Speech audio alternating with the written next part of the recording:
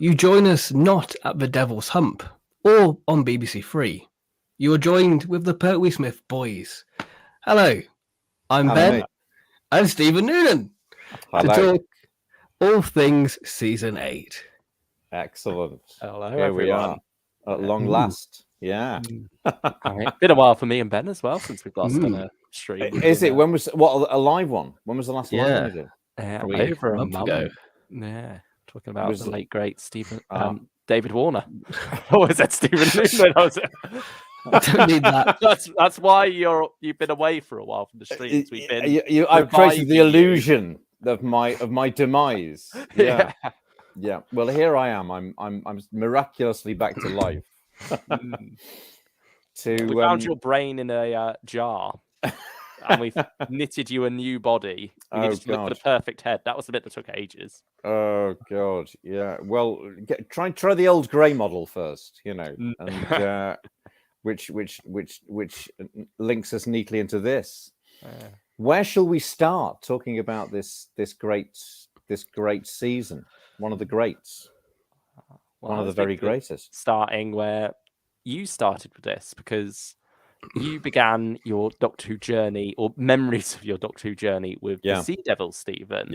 Yeah. And obviously, this is sort of like, in a way, your childhood Doctor Who. It's this same era of the Third Doctor and Joe, those memories you have of those two and Unit. Yeah. But at the same time, there was no way to go back to that when you were young. You didn't have you didn't have it all on iPlayer waiting. No. You didn't even know what an iPlayer was, or what a BBC Three was, because didn't even know what a VCR was. This was 3 channels on the television, largely in black and white, as I keep going on about. Most of these stories were seen in black and white. No repeats until the 5 Faces of Doctor Who. So the first time we went back to Pertwee was Carnival of Monsters and the 3 Doctors in the November of 1981. So two stories I did remember. But these stories, Terror of the Autons, Mind of Evil, Claws of Axos, Colony in Space, The Demons, were known only to me as novelizations. The first novelization I ever got was Curse of Peladon. The second novelization I got was Abominable Snowmen.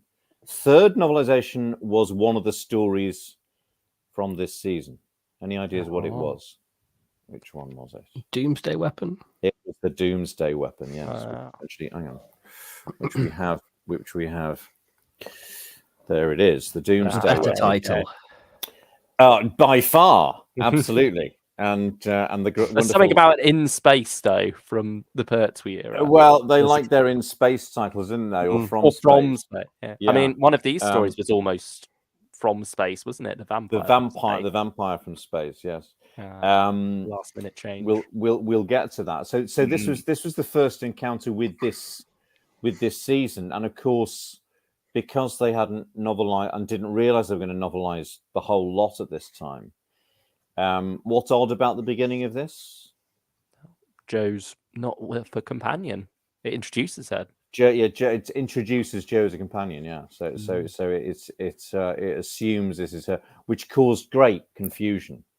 Having the radio time special, and which is right here, of course, and discovering that it's Joe is introduced in Terror of the Autons. So trying to work out what on earth that was all about. Yeah, I mean, it is kind of surprising in Colony that she hasn't been in the TARDIS still, though. Well, I suppose it is, isn't it? First actual trip into. If you, with the Mind of Evil apparently being set a year after Terror of the Autumn, at least a year after. I think it's rather bizarre. Is it set a year after? Yeah, because the Master's not got his time machine as such, and apparently Emil Keller's experiments began like a year. Blah, blah, blah. So he's got to have been. He's got to have been to Switzerland and experimented on 112 people. Is it? Something like that were cured. And today we shall see the 113th. 113th. That's right. So Doomsday Weapon was the first encounter with this season. Then there was the Demons novelization, which was a couple of years later. I think I got that about 1976. And then the where is it? Oops, we got all these things here. Claws of Axos, a few years later. Terror of the Autons. Terror of the Autons was, I think that was 75. But no idea, and of course, this was an early one as well, but there was all sorts of misinformation. So, for instance, the Autons in the illustrations, you can't see in that particular one, there's one later on. You don't get an idea. You can see that illustration there of the way the hand moves. So it's like, so when we used to play Autons, as I did with friends, we used to do this rather camp thing of them doing that, and the gun was there because that was what the illustration was, and that was what we imagined the Auton gun was in, and it kept referring to wrist guns rather than that sort of that action there. So all these things, because we couldn't see the stories, were matters of the imagination and of what we gleaned from the books. And I think the very first episode I saw from this, it must have been when the Demons was shown at the BFI in October 1983. So there was the and they got the copy from the Betamax copy from North America, and Barry Letts introduced it and said, "We're so lucky to have this, the only sort of extant color copy of this thing. Hasn't been seen in England since 1971." And that was just impossibly exciting. And then little sporadic episodes. I think there was an episode of Terror of the Autons was shown that weekend as well, because there were five Pertwee episodes, and Bastards of Death episode 1, I think Terror of the Autons 1, Time Monster 6 for some reason, Frontier in Space episode 6, Invasion of the Dinosaurs episode 6, and Terrence Dix introduced those episodes.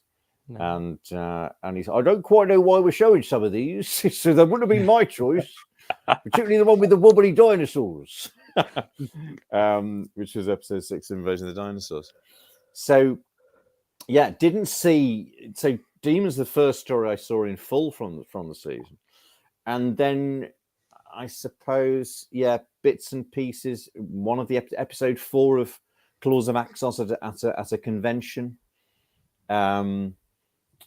And then I think I must have seen all of Terror of the Autons at some other convention, and didn't see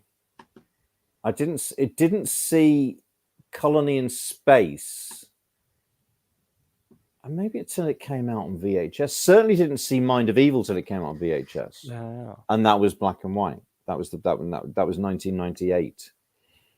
And I remember, which is how you would have seen it in 71 anyway. Would have seen it, but if you were sat there watching much of it.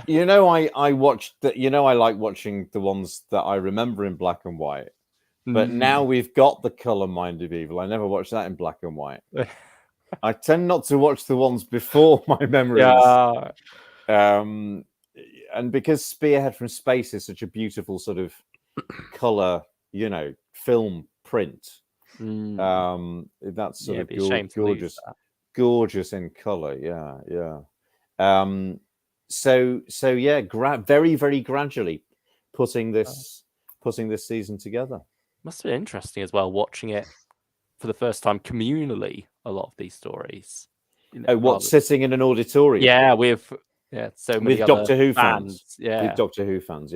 Well, seeing the Demons at the BFI in the October, a month before 5 Doctors was about to hit, and being introduced by Barry Letts was just the perfect 20th anniversary celebration to see that story, which at that time was being touted as the greatest story of all time, because that was the way it was talked Been about. a couple of those for a while. Well, yeah, that was or that it's certainly regarded as the best Pertwee, for a long time. And I think it's of course, still seen as like the quintessential Pertwee, isn't it? But yeah. Somebody was it the Radio Times on Twitter said, "What is the best Doctor Who story of all time?" Did you see that? Yeah. And I said, well, it depends which one you think is the best story. It's entirely subjective. And being in the auditorium for Chap with Wings 5 Round Rapid and the whole sort of auditorium sort of cheering, stuff like that. But very strange to see these stories that you knew as target novelizations. That one particularly, but having particular very, very strong ideas about what the characters were going to be like, and them not, or what the style was going to be like, or what the music was going to be like, and it being a completely different thing to what you imagined. In that case, the very enjoyable one, but just like, oh wow, oh right, this is what it's like, I'm telling you, in those days, because Barry Letts put so much more in the novel than is in the televised version, so he fleshes it out a lot more. I think we see Miss Hawthorne's cottage is in it, things like this. And there's just sort of things they didn't have the money or resources to build the sets for like one odd scene or whatever. Yes, exactly. And of course, in those days before, because Terence eventually just started churning them out in the 80s, but those early ones are very, very carefully and beautifully sort of wrought and fleshed out. That one, Barry Letts, and what Malcolm Hook was doing, the others. And we can talk about what he does with the Doomsday Weapon when we get to Colony in Space, where he's always giving sort of interesting psychological and political backstory to the characters, novelizing, actually turning them into novels rather than just very, very quickly doing a sort of a I don't know what you'd call it, what it became later on, just a series of storyboarded descriptions. So what about you two with this season? Memories, early memories. Go for it, Ben. I think for me this has sort of been the mystical Pertwee season, right? Because it was sort of the last one to be released on DVD. For so long it was just Claws of Axos. I saw the demons in, or daimons, as Damaris Heyman insists it should be pronounced. Anyway, that was shown on BBC4 to coincide with Utopia, I think. So that was my sort of first look at that, and then it wasn't until 2011 until we got Terror of the Autons, Colony in Space, and then the last Pertwee DVD, Mind of Evil, in 2013. So it was quite a late one for me to see, really. So it's always had sort of this mystical feeling that it's the last Pertwee season to tick off, really. I see. So, but did you not get them on VHS? No.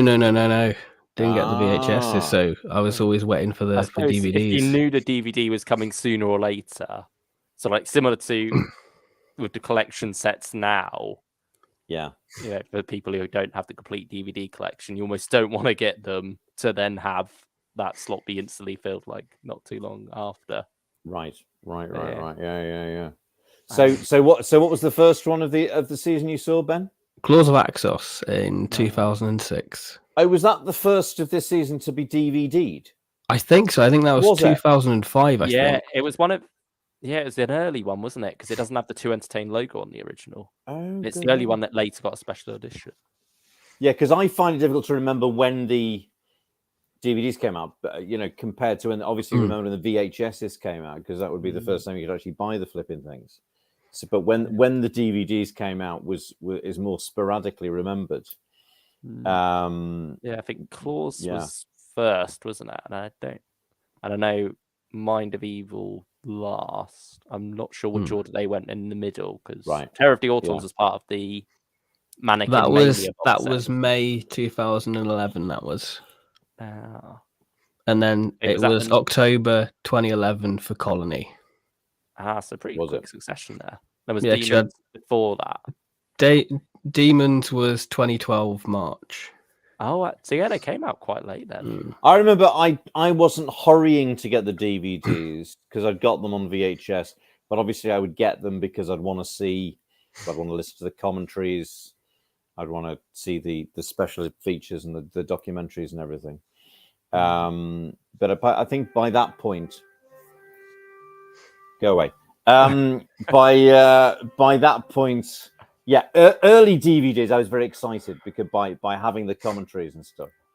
But I think by 2011, I was sort of, you know, not jaded. Shut up. A bit jaded, not jaded by the experience, but not as bothered as I was earlier. And I sort of, you know, I wasn't hurrying out to get them, as it were. So I can't remember. I remember things like when Talons of Weng Chiang came out as a DVD, because I knew the Who's Doctor Who documentary was on that, and I desperately wanted to see that again. For the first time in a long time. Things like when there was a particular special feature, I'd be very excited. But less so with things like Colony in Space. So, Luke. I think that's just a one disc one, isn't it? For a Yeah, it is. So it's rather scant on the special features. Is it? Yeah. I mean, my early-ish memories were the Demons on UK Gold, whenever that would have been. Like, that's the one I remember most being shown on there. I think they got their money's worth out of that copy.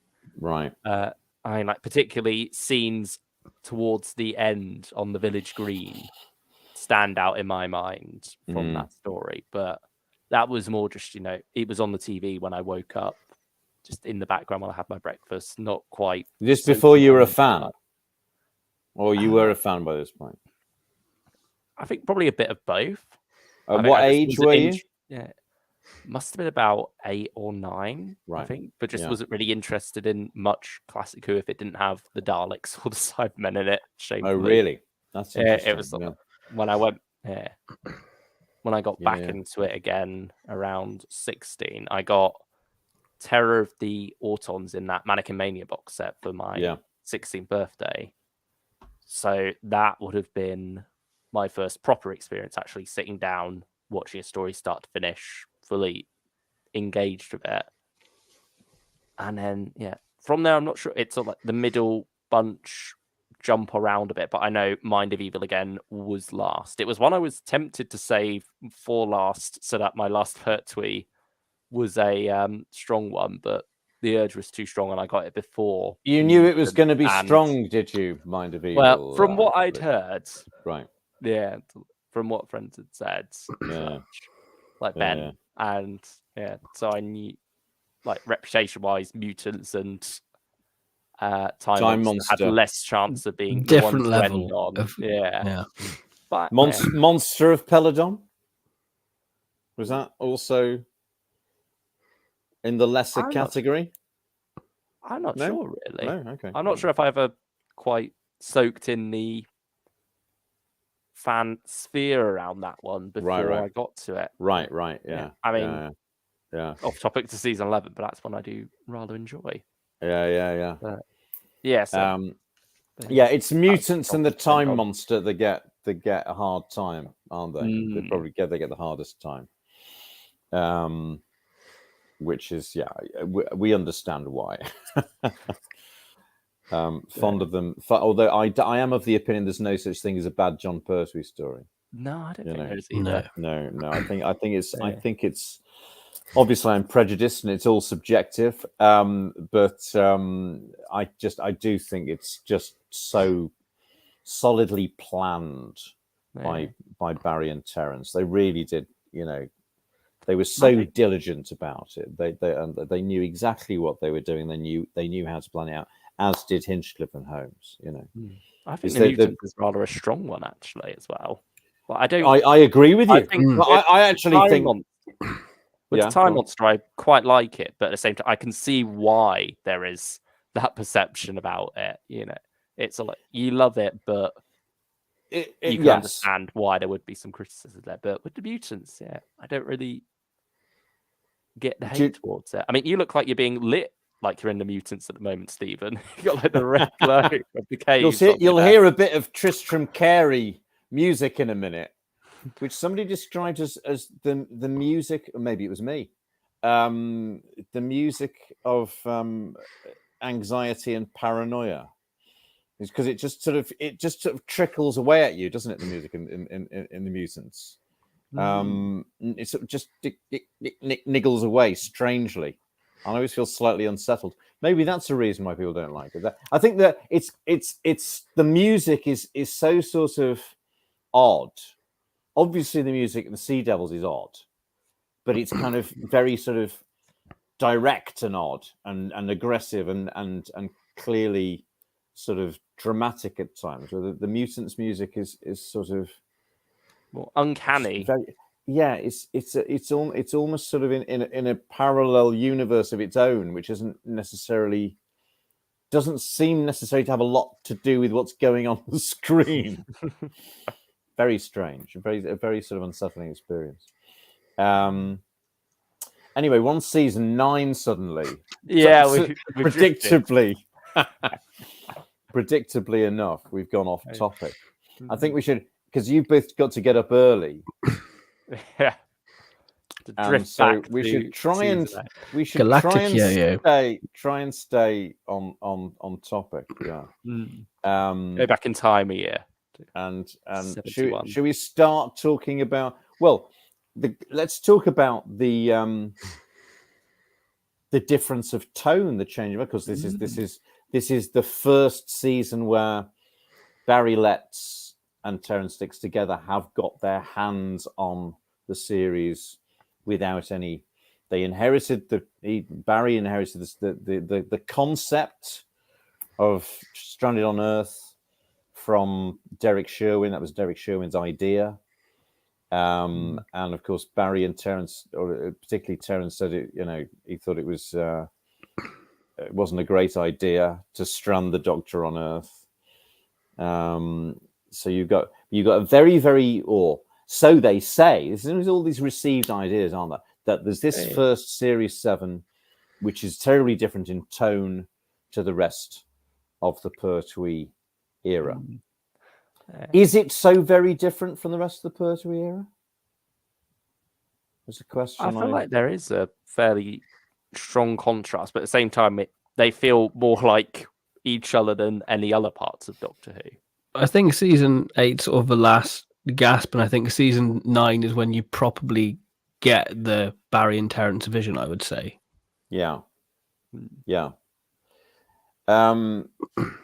It's okay. We got an autumn story. We got an autumn story kicking off season 7 and an autumn story kicking off season 8. They're both by Robert Holmes. They're both 4-part stories.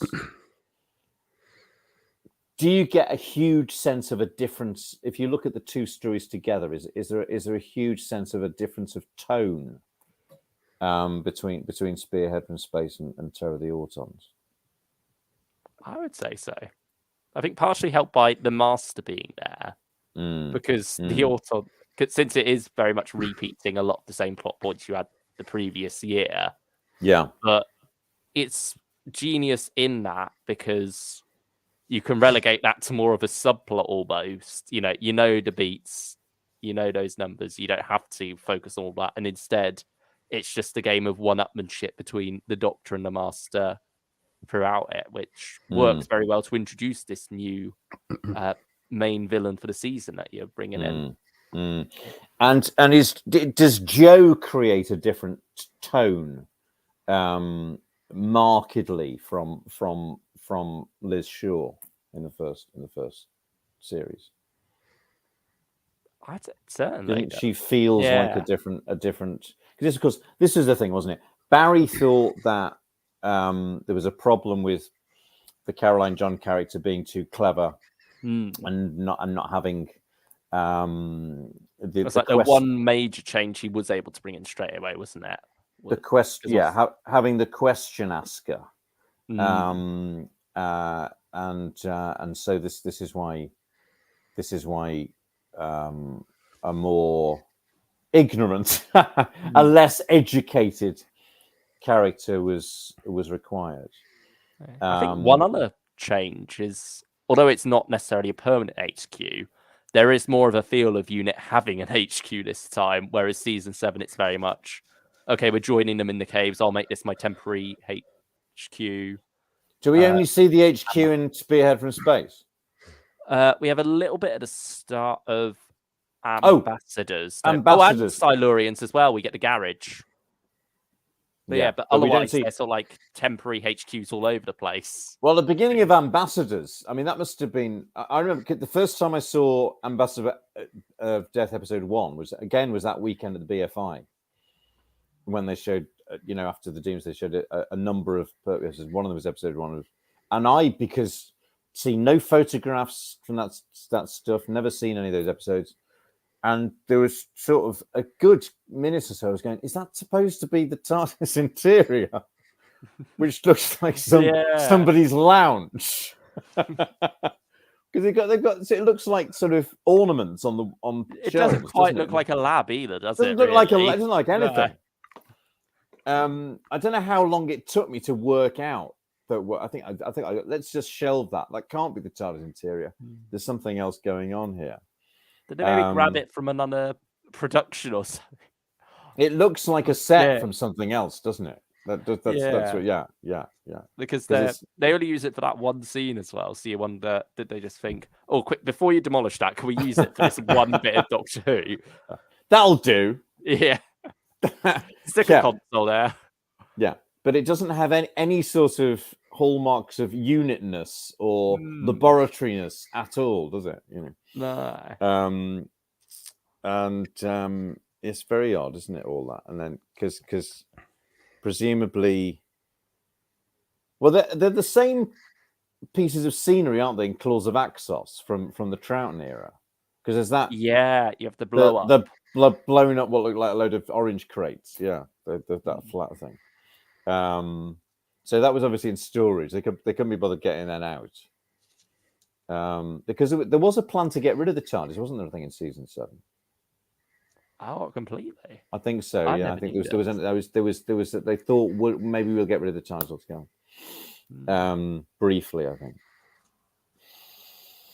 But I think like an option for how to strand him on Earth before they settled on the Time Lord's exile. Yeah, I'm not sure how far that went. But no, I mean, it's interesting, isn't it? If you look at if you look at Spearhead from Space, and compare it with Terror of the Autons, there is, an attempt to make it quite, I suppose, for want of a better word, realistic. There's a slow unfolding of the story. Although I think was it Rob Shearman or somebody was saying, oh, the difference between Spearhead from Space and Terror of the Autons is astonishing. I think there's still quite that's right. There's a sort of a silliness of tone or a sort of oh, for God's sake. The horn of Rattle on there. I'm gonna have to turn it off in a minute. That there's a sense that with Terror it's going to go on and on. I can't concentrate. You listen here.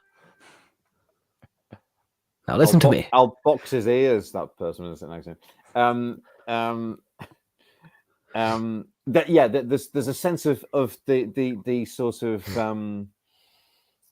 the tone being realistic in Spearhead from Space, but suddenly sort of more sort of cartoon-like or florid or sort of or surreal, more plastic. I still think if you look at early scenes in Spearhead from Space, it's not all that realistic. The character of Sam Seeley, the poacher, is quite a sort of comedic character when he sees the Thunderballs, as he calls them, and Dudley's music is very sort of self-consciously melodramatic, isn't it? You know, but at the same time, he does again. It's sort of taking that Quatermass inspiration. Was a lot of I think I think you sort of see Sam Seeley does feel like the sort of character you could almost have in that, you know, the country. Well, yes, folk that's that right. you would see No, in true, Quatermass too. And not that the rustic characters or the non-serious scientist characters in Nigel Neal are often quite broadly drawn as well, actually. But I think that's the Quatermass feel settles in with particularly Ambassadors of Death and Inferno. That sort of very realistic way of with the big installations and the seriousness of purpose of the performances with Ralph Cornish and or the Stallman lot. yeah, And so there's and you're having those long 7-part narrative structures.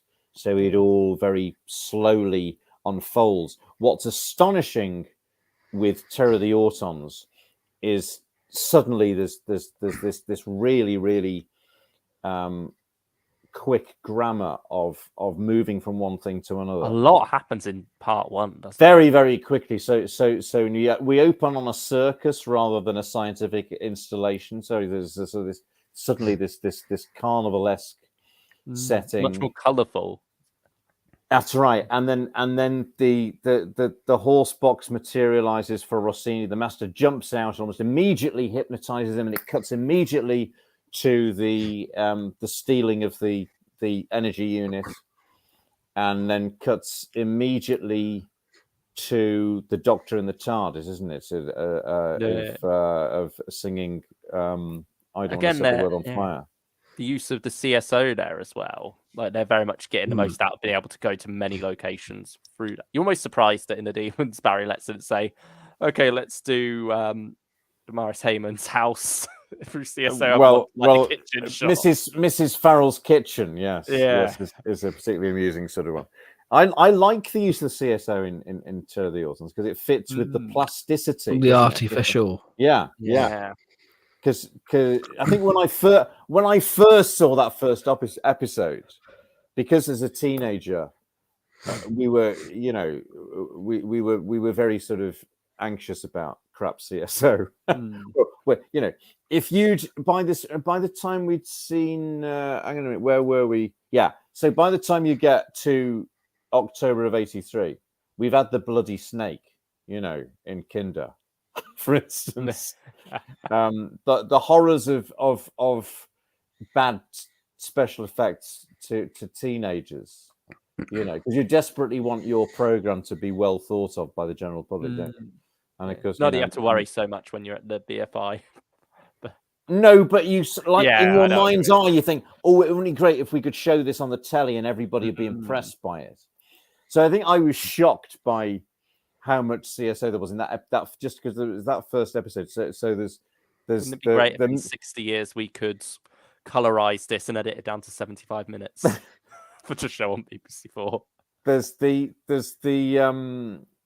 museum is on CSO, and then is it in episode 1 shit with Joe's on the phone box on CSO? Yeah, that's CSO, isn't it?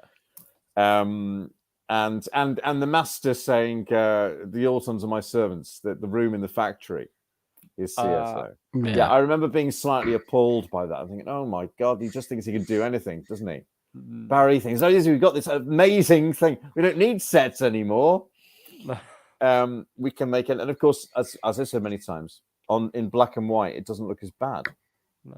I mean, you've also got the updated effects on the new Blu-ray, which works. Oh, have you? Yeah. I've not seen those. They've smoothed over a lot of the fringing of the CSO. Oh, what you mean? The options, or you just? So it's anyway. in the special. It's in the options. Yeah, right. You go special features, updated special effects. Oh, right. Okay. Smooth CSO. Oh, I haven't done that. I'll have to do that. So we've got the octopus now at the end of part 4. Like the target cover. Right. So that was one thing I was grateful, having seen Spearhead from Space, that there wasn't another stupid rubber octopus at the end of Terror of the Autons. I was quite happy that it was a non-specific light effect or whatever the hell it is. but now I love all that CSO, and it adds to the sort of the sense of the the surreal plastic nature of the whole world of Terror of the Autons, which I love. I love the tone of it. What else about it? I mean, it's just so many. There's so many great. So it's one thing after another, isn't it? You know, the Googe in the lunch box is just a wonderful, horrible moment of the master being. That's his calling card, isn't it? Our introduction to the master is that he'd do that, you know, and it's horrible and it's funny, putting somebody in their own lunchbox. And somebody's been half-eaten egg, moaning about his wife giving him eggs. So there's a kind of just desserts, as it were. He's nicer to his wife than Sam Seeley, though. What you staring at, woman? Oh yes, that's right. Yeah. What happens to them? Oh, Mr. Seeley and Sam Seeley. Do they get? They probably get some compensation or whatever. Do they survive? Sam Seeley certainly. I think his wife does as well. She gets sent off to hospital by Liz at the end because she gets like knocked out by the Auton. She gets knocked out. The actress has obviously very carefully placed herself so that she's not uncomfortable and nicely having a nap on the floor, instead of splayed about. Right. Well, they get off lightly for an irritating pair of people, don't they? From Robert Holmes, they really don't. They don't get a bad deal at all. They don't let a grenade off in their hand and somehow get away with just a bit of blood coming out their palm. Is that Gooch, isn't it? No. Gooch is in the lunchbox. He's called. The actor's called Christopher Burgess. I can't remember the name of the character now. Yeah, he did a couple of Pertwees. He's called. He's from the Radio Telescope, isn't he? What's his name? Yeah. I know he's Swan in Enemy of the World, but I can't remember who he is in. Oh, you wouldn't have seen that one, Stephen. He's also in. I beg your pardon. He's also in Planet of the Spiders. Yeah, he's one of the. He's like the main henchman of Lupton, isn't he? He's one of the. He sort of takes over after Lupton's gone. Right. Yeah. But what he's called in Terror of the Autons has slipped my mind. Yeah. They must say it a few times though. Yeah. They're looking for him and everything. They've got the photo. Oh God. That's gonna.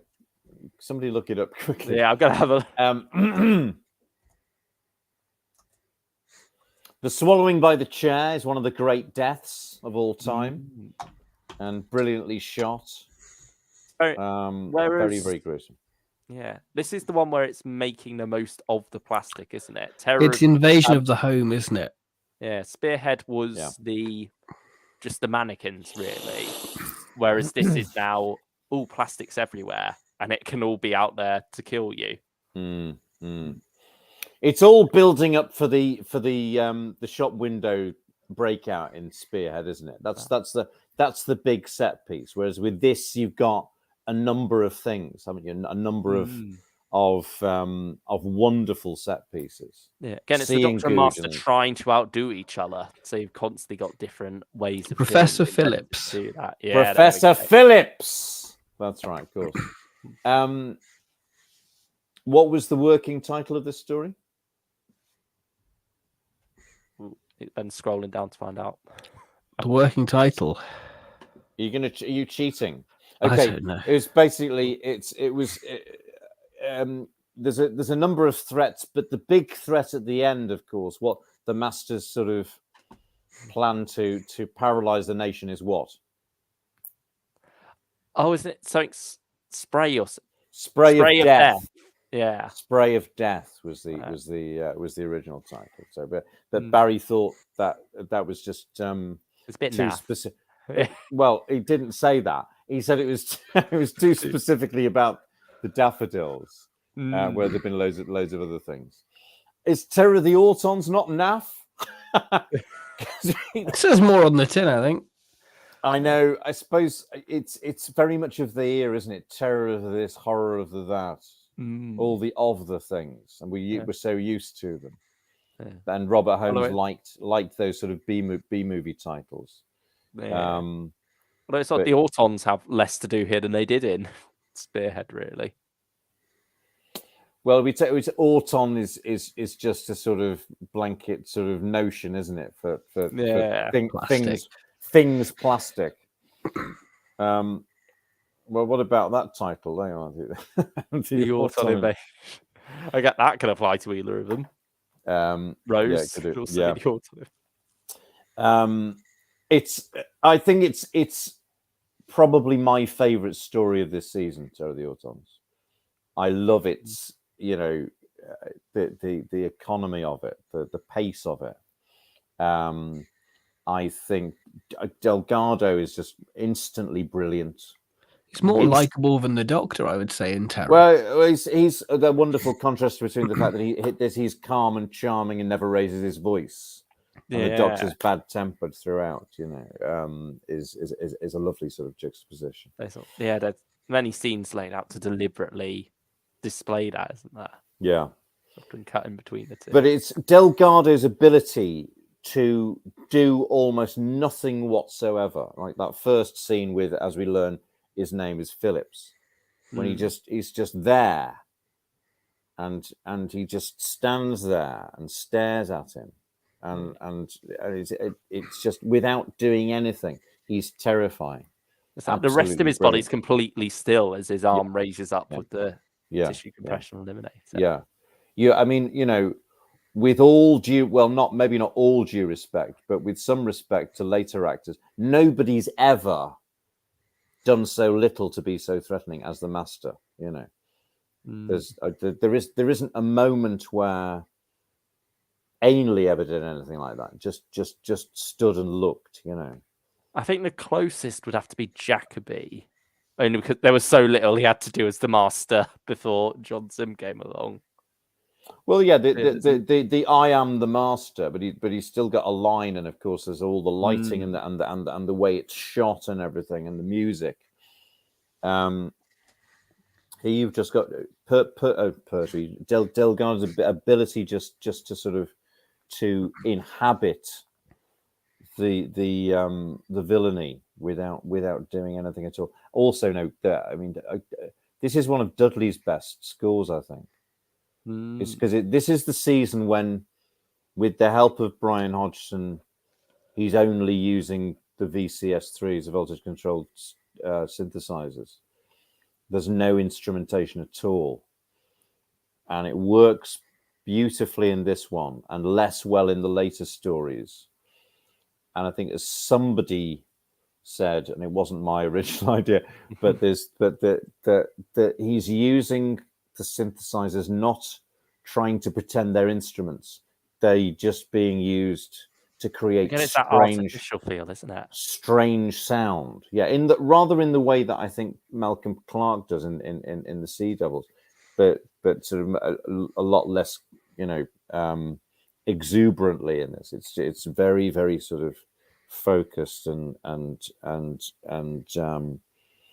minimalistic, and it works. It's one of the most unnerving scores. Later in the season, I think he got tired, and eventually he went to Barry and pleaded with him, I think, to let him have some instruments, which involved more money, obviously, because they weren't paying musicians to play. And the later stories, it's not as effective as it is in Terror of the Autons. Katie Manning is done all he could do with what he had available. Or felt he had, at least. Well, I think so. Yeah, I think maybe with this first story he had more time and or whatever it was. But Katie Manning is instantly adorable, I think. That first episode goes very fast, but also just how quickly that family feel sets in with this group of them, including Roger Delgado. Really, that all comes together. This is I always have objections to this word family with the which has been applied to it by so many people. But I think when and that's great that they all got on, and there's a sense that there's a sort of a coherent group of people. Sort of gets in the way of my appreciation of my believing that they're actually a real paramilitary organization that the Doctor's working for with an assistant. The word family. But I understand what people mean by it. There's a sense of it all working beautifully together, I think.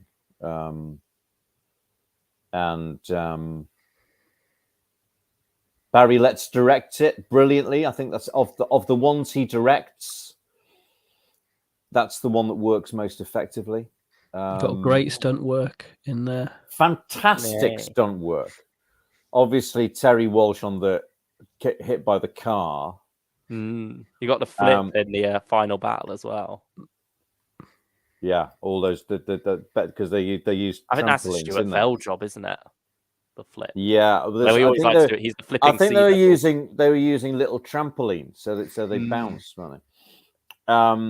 Yeah, all the violence is fantastic. It's fantastically effective.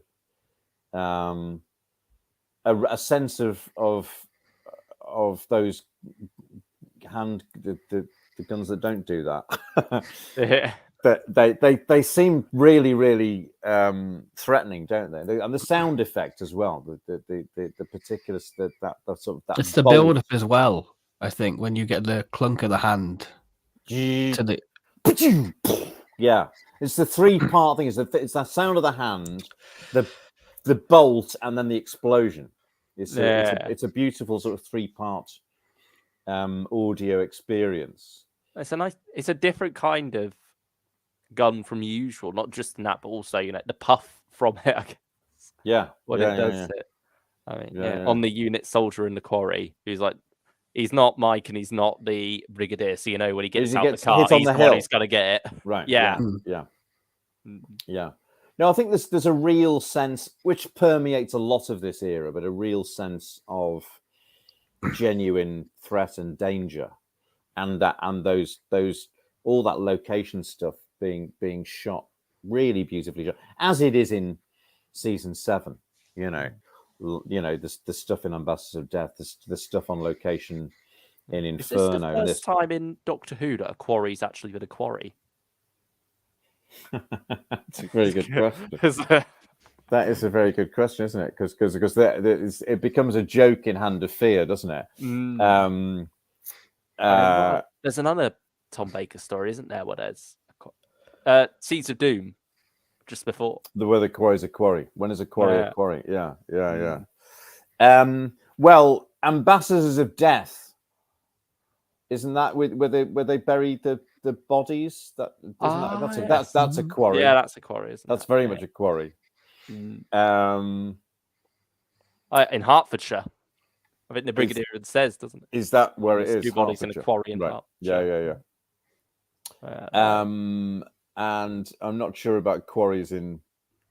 Are there any quarry? I think Hartnell's it's a Troughton because Hartnell hardly had any location. Well, I suppose you could say that sort of where the Daleks are burrowing for the Earth's core in Bedfordshire. A quarry. That is a quarry. Yeah, literally a quarry. Is that stock? No, it's not even stock footage, is it? No. That's really impressive location footage. That's with loads of extras. That's very impressive stuff.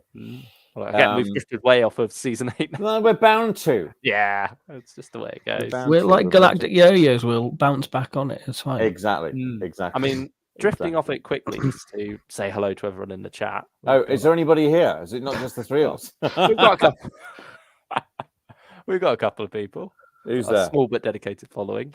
We've got Daniel Hager here. Daniel Hager.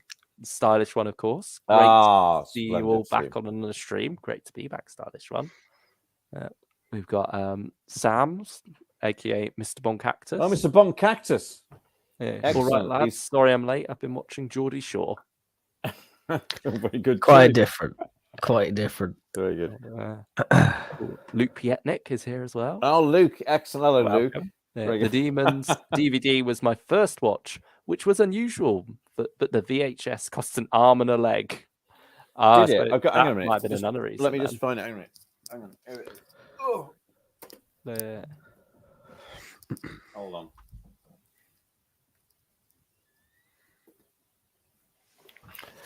There's the VHS. What year that was? What year did that come out? So I remember it's like usually back at 90s, the bottom, early 90s, I think 93 or something like that. Yeah. Was interested to see that someone uploaded an episode of The Bill recently, which featured a young man called Stephen Noonan as a Who said that? This is Luke Pietnik again. Oh yeah, miscreant. He was genuinely terrifying in it. That was there was a my mum and dad's postman came round and he said that his son, who was, I don't know how old his son was, sort of 6 or 7, was terrified that his dad delivered posts to the family of that gunman from that episode of The Bill. And he couldn't get his head around it. I think he lost sleep, this kid, about this. God, yeah, that was quite a while ago. That was some. It was good. It was a good episode, that, and it was directed. Oh God, no! There was a Doctor Who connection with somebody that. Oh God! Somebody in the production team. There's always a Doctor Who connection. I'll get back to you on that. I can't remember what it was now. Yeah, that was in the late 90s. So where were we? So Terror of the Autons. Are we done with Terror of the Autons? And what? Yeah, I think. Where would you rate it in the season, in terms of? Oh, I'm not. Are we going to leave that until the end? Yeah, probably best to leave that until the end, and we can list them all in order. Go from our favourite to our least favourite. Whovian with a small collection is also here. Of course. I was going to say, where's the Whovian with a small collection? Wouldn't be the same without the Whovians. Right, no. And random joke, a new face, or new name rather. Thank you for joining us. Very good. And Luke Pietnik's also said the burbling lab ambient sound is only heard in Spearhead and Ambassadors, I believe. I had to extract it for use in Intelligence for War. That's the latest Third Doctor adventure. He's got it ready. So there's a specific. I know that I can hear the lab sound effect in Spearhead from space. Yeah, I don't remember it being in Ambassadors, but I guess it must be. What in the beginnings? Ask him in the beginning scenes in the lab that looks like somebody's lounge. Well, yeah, this comment was a while ago, so I think it would have been when we were talking about that. But yeah. Right. Well, we'll have to go back. There's always something to go back to. Yeah. Stylishman also says Ben always looking lost whenever Luke and Stephen talk so poetically and lovingly about Quatermass. One of these days, we'll talk about Quatermass and it'll be fine. You're gonna have to watch it one day, Ben. You're not, are you? I will get around to it. Defiantly, he won't bother. Just because I keep saying he should. I mean, on the topic of Terror of the Autons, I just want to ask: is there an explanation why the Autons talk in this story? I mean, what do you make of? Do you feel like that's possibly a step down from? I like them too. I think it's a good voice. Yeah, it is a good voice. Hayden Jones is the actor who does the voice. He plays another part in Doctor Who. Do you know what it is? No, I don't. He's in the next story. In fact, he's brilliant in the next story. But he's got quite a small part. He plays Vosper, who's Mailer's sidekick. Who's a really unpleasant psycho. Is he the one who is eating the Doctor's food when they bring it in? Is he what? Like when they bring the food to him in the? I'm not sure about that. By the looks of him, he ain't gonna need it. Yes, that's right. Yeah, okay. He's completely without. He's often on the guarding. Yes. Oh God, He's completely without human sort of feeling, isn't he? Anyway, it's him who does the Auton voices.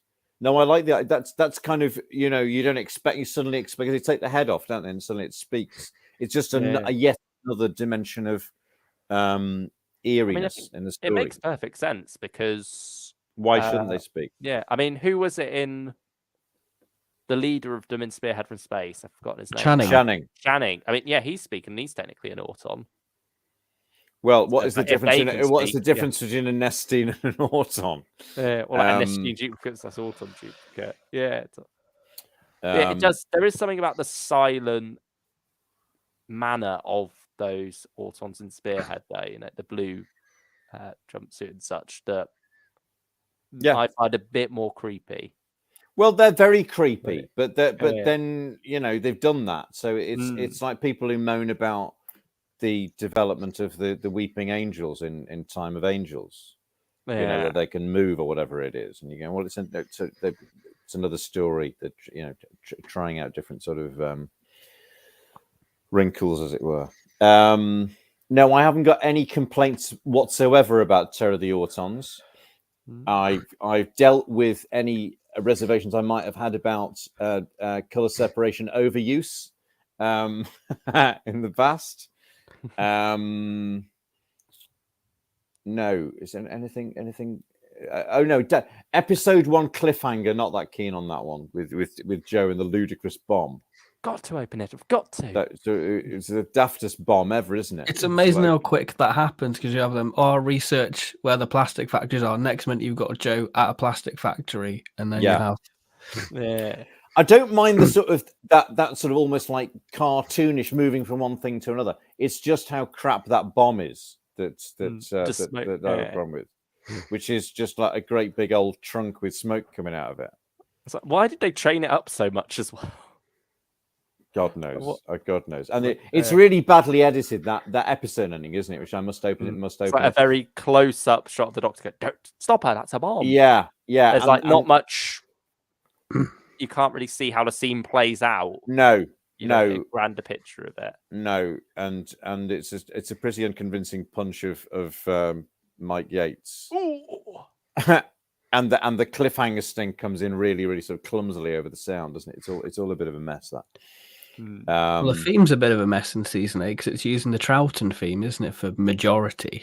I think, isn't it up to Claws of Axos? It's very strange, isn't it? Because season 7, you've got the new version, as it were, with the stutter. Experimenting with it all the time, and the way the title sequence fades into the episode with the which I imagined until relatively recently was throughout Pertwee and Baker, etc. But of course, it goes through season 7. And then, with Terror of the Autons, you've got a throwback, haven't you, to the earlier theme with a different sort of fade, and it comes. I think they settle. Colony in Space is the first one. It's more than isn't it? Yeah. So, the other thing, the Pertwee being strangled by the telephone wire. That's not my favourite cliffhanger either. Partly because there's a residue of Pertwee pulling a funny face. There's a bit of that in this season. A little bit of a gurney face, which is that sound as well as how he's like, ooh. Yeah, that's a bit naff, isn't it? Although the episode 2 cliffhanger is fantastic with the face being pulled off. Yeah. Need a 45-minute edit of it, like 2 45-minute episodes. There you go. Get rid of the two crappy cliffhangers. You just had the one in the middle. Whereas there was a photo, there was an illustration of the. I mean, one thing I will say is that they could have built up the dread a bit more with that part 2 cliffhanger. Like again, it's sort of a symptom of it going so quickly. That was the illustration of it in the book. Yeah, that is. So there's not really much of a build up to that face off. No. And there's a very, very, very young Mr. Farrell Senior. It's funny the ideas you get of what people look like. So again, Channing. I mean, if Google had been around, then you'd think they just searched Mr. Farrell, saw the younger one, and thought, "Yeah, Michael." That was Channing, as far as I was concerned. They all look rather similar. These characters. Yeah. They've all got sort of dark hair and side parting. And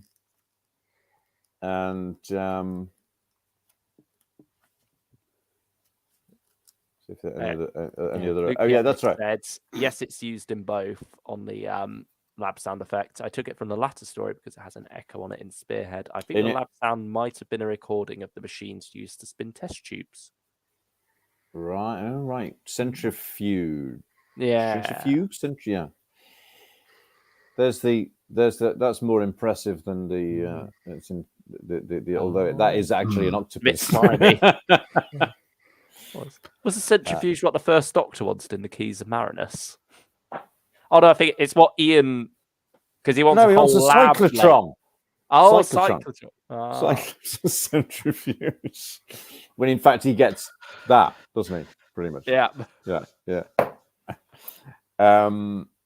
Anyway, don't mention the war machines. Be able to. Don't mention the war machines. If only the third Doctor had one of them. With it, he could have fixed the TARDIS. Have a what? A cup. Have a what? A mug. An old mug. A centrifuge. Whatever that thing was that he picks up and goes, now look at this. This is magnificent. Yeah. It's I don't know what he thought it was. I can't remember now. I don't even think we get to find out. I think he's just showing it off. So what else about Terror of the Autons? The only time that another actor plays the Master in disguise. The telephone. Norman Stanley, who's brilliant. Actually, I think they should have always got him to play the character that the Master was disguised as. Blimey, I've had my pass checked more times than pass. He's great. I love him. He's brilliant. Units out of the beige. Yeah. Pardon? You know what? Units out of the beige. Out of the beige. That's right. Yeah, that's right. Much to Nick Courtney's delight. Yeah, no longer a chocolate bar. I never had a problem with those older uniforms. I know. It's I think it does work better in black and white though. The older uniforms. Oh, right. Just watch it in black and white. You mean in Invasion? Yeah, in Invasion. In Invasion. Yeah. But no, I think it probably is all around better. They do look like they're members of an actual a paramilitary force that's related to the actual army. They do look like actual army officers. What else? Terror of the Autons wise. I suppose they started shifting out a bit before, actually.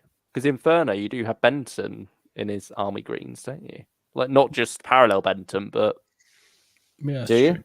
Main unit. Yeah. He's like got the camo over him. It's only the Brigadier who's chocolate barring it up in that story. Chocolate bar? That's how Nick Courtney described the... chocolate soldier, I think, which is something to do with an operetta that Lee always refers to. Yeah, just a minute. I'm just going to get something. Wait there. We'll go back to the chat quickly. Ryan Carrick says, welcome, Ryan, by the way. Claws of Axos has always been my favourite episode of season 8. I've got a huge soft spot for that one. Because it explores John's, third Doctor's character arc quite nicely. So I think that's one thing season 8 does very well. It expands the third Doctor's character. We've also got the Doctor 685 here. We are back. We are indeed. Thank you for joining us. Was great meeting Stephen on Big Finish Day. Great guy. We'll read that one out again for you, Doctor. When he is back with us. And Lichizumi, who I probably butchered that. I'm sorry. But yes, Pertwee. And hi. Hello. All the Pertwee. And yeah, we love Pertwee love here. If you couldn't tell by the everything else on this channel. Yeah. It's like the general theme of the channel, really. Yeah. No. Right, where were we? Oh, we've got the Doctor 685 here who said, was great meeting Stephen on Big Finish Day. Great guy. Right. You'll have to be more specific. Yeah. Identifying himself. Sadly, probably not. It doesn't exactly narrow it down when it comes to Doctor Who fans, I'm afraid. Doctor. No. Well, that's lovely to hear. Thank you very much. I'm delighted that I wasn't unpleasant. It's a while ago now. Yeah, it's only to me and Benny's unpleasant. That's right. Yeah. Well, no, only to you, Luke. Actually, because for certain opinions that you have aired occasionally about a certain release. But anyway, we won't go into that. I'm only kidding. I was perfectly fine about it. Where are we now? So should we leave? I think Terror of the Autons is fantastic. There's probably all sorts of things I've missed. I think Delgado hits the ground running. He's absolutely superb. Looks immaculate. I love that gold tie with that suit. Looks wonderful, isn't it? And the first encounter between the Doctor and I love the line. How did you get in here? I love one of my favourite lines of the whole of Doctor Who is the Doctor says, "How did you get in here?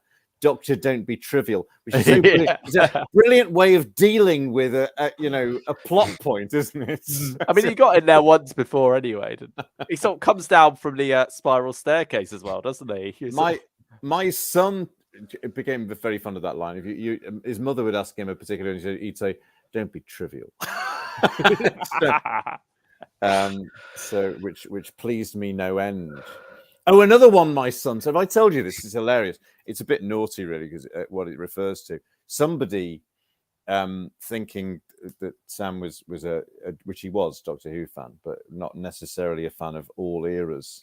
A well-meaning aunt gave him a Jodie Whittaker doll one Christmas the last few years, and this is one of his favourite stories. And he took great pleasure in grabbing it. "I don't want the thing," and throwing it over his shoulder. I insist. He used to do it. Loved doing it over there. "I don't want the thing," and throwing it over his shoulder. It was a little sort of worried it would strangle him in his sleep. Did he dissect it and get all the stuff from the lab? I don't believe so. Let's move on before I get into trouble. So, yeah, it's wonderful. Jo Grant hits the ground. She's superb in it. Music, I mean, one more note while we were talking about the Master's costume again. That's another wonderful contrast with the Doctor, isn't it? The flamboyance of it all, and the Master's in a very simple suit. The minimalistic. Well, first of all, there's the Nero suit as well, of course, which we see at the beginning, but we don't see again for a while, do we? You've got a bit. I think your connection's got a bit, Stephen. You're sounding a bit like an Auton from Terror. Can you hear me now? Yeah, there we go. That's back to normal. Is that the connection? Let me know if that happens again. You went a bit blurred as well. He's got the Nehru suit at the beginning, hasn't he? Am I all right now? Yeah, you're all good now. Fine. Just let me know. That is the Master sort of costume. You see at the beginning, and then he goes into the suit, the suit with the tie for the story, doesn't he? But yeah, he looks extraordinary in it. Absolutely immaculate. And then he's in another suit. Is it the same suit in the Mind of Evil? I imagine it's a different tie, isn't it? Got a different tie. Yeah, same suit. Yeah. Because he's all dressed up as that electrician, isn't he? Or like telephone. The telephone engineer. Isn't it?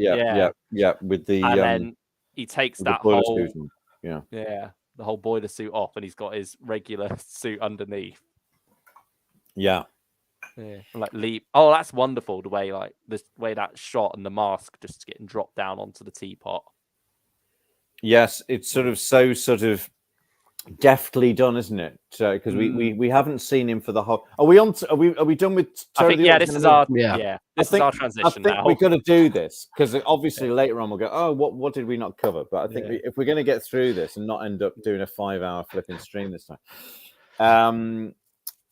Mind of Evil. Yeah, we don't see him for 2 episodes. It's almost 2 episodes. 1.5 I think an episode and a half. Yeah, he's definitely not in part 1, but comes into it in part 2. He's not in part 1, and then it's beautiful, isn't it? Because somebody walks past him, don't they? Mm. As he's someone leave. Is it Benton leaving?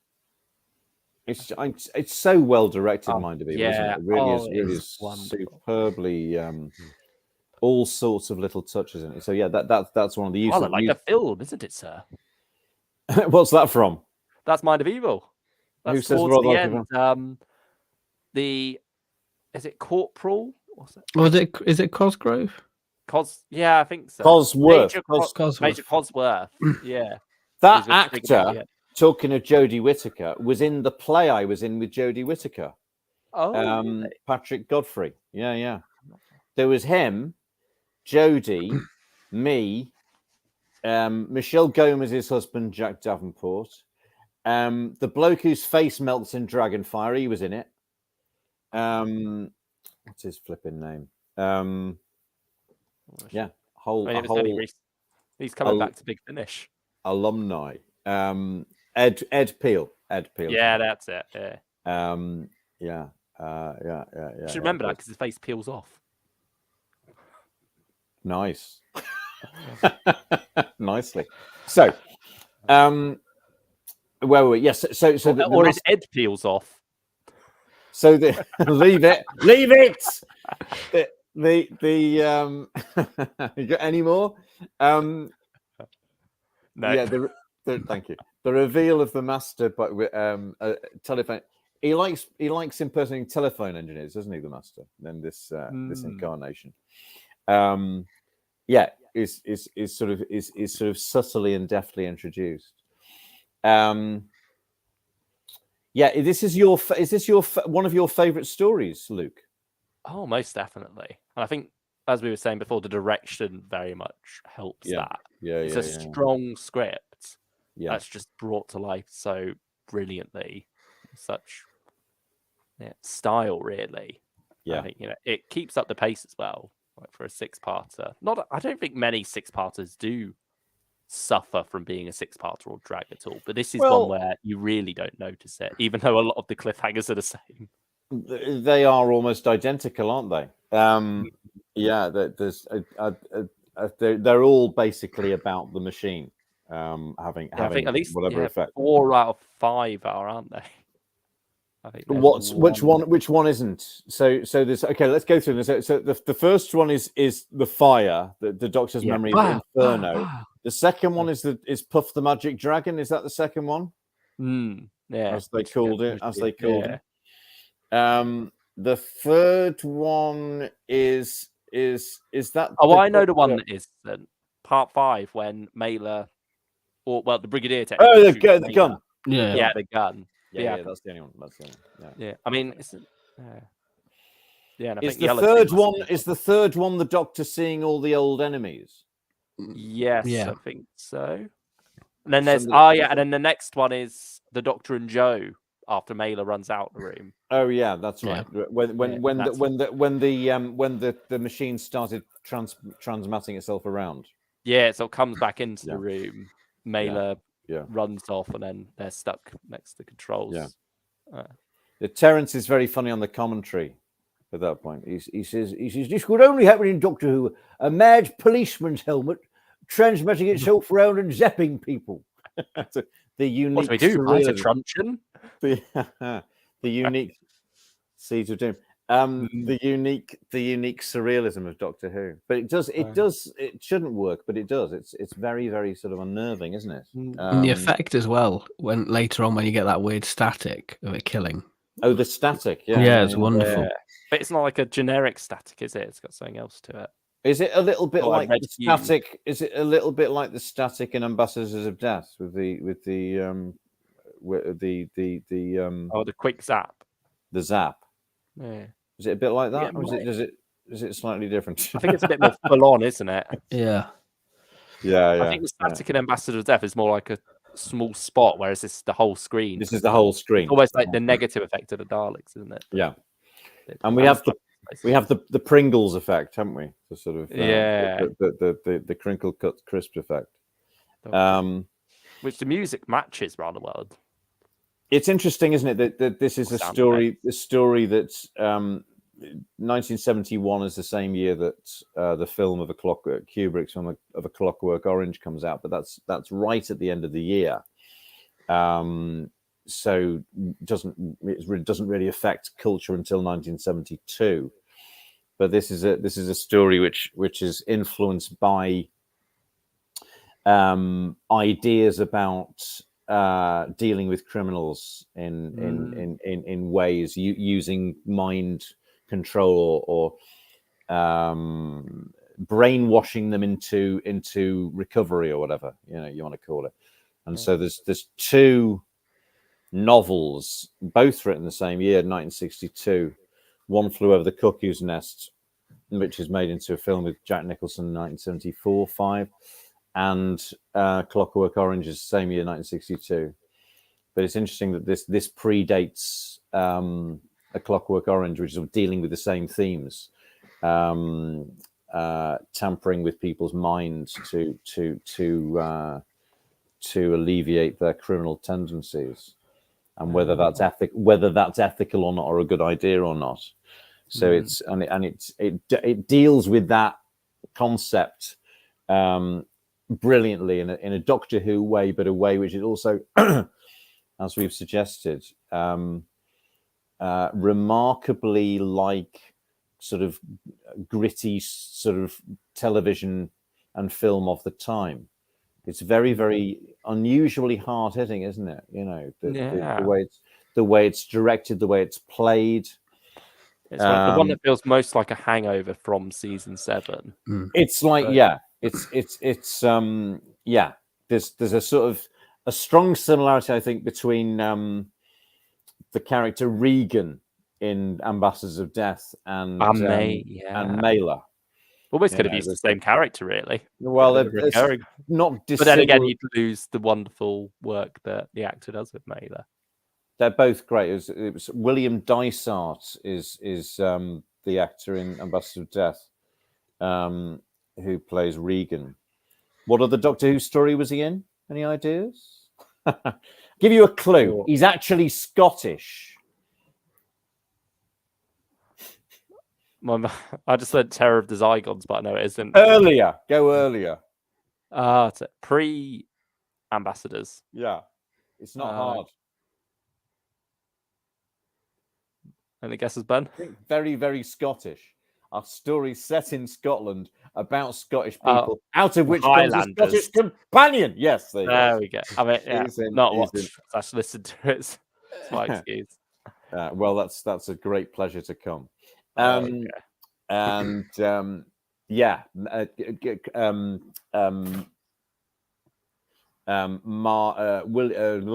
plays Mailer? William Marlowe. Yeah. What other stories he in? Easy one, this. Nah, not coming to me. It's one of Nick Briggs' favourite stories, but not a lot of other people's favourite stories. Oh, Revenge of the Cybermen. Yes, I can't remember the name of the character. Mate, it's because he loses the moustache. Has he got a moustache as Mailer? He does, doesn't he? Yeah. I think my eyesight must be going. I think he married Kismet Delgado as well, I think. Pardon? And he married Kismet. He did. A little bit later, yeah, obviously. That's right. And there's a myth that he was married to Fernanda Marlowe, who plays Corporal Bell, but he wasn't. I think somebody said it's in Wikipedia, but it's not true. Very strong story. Feels like a sort of a not a throwback, but it sort of belongs to season 7. John Horton's second and only contribution to Doctor Who before he went off to do a lot of very well paid work for Hammer Horror. Same with Timothy Coombe, isn't it? Is he the director of this? He directed this, and I think he wanted to do more, but he'd overspent so heavily. Someone had It's not like Michael Ferguson as well. It's like Michael Ferguson had overspent on Ambassadors, but he somehow got away with it and let him come back to do Lords of Axos. But I think there were all sorts of things. There was the overspending that I think there was. I think it's like someone had to be shown to be punished for it, wasn't it? Really, so he was unfortunately the one who knows what the specifics and the memos would have been at the time. But the effect on screen is fantastic. It's an extraordinary piece of work. And again, all the violence is brilliant. Great era for violence, isn't it? They really did know how to do. They knew how to do all those fights, all those fight scenes and shootouts. It might be. I mean, it's difficult to single out Delgado's best Doctor Who story, but it's certainly up there.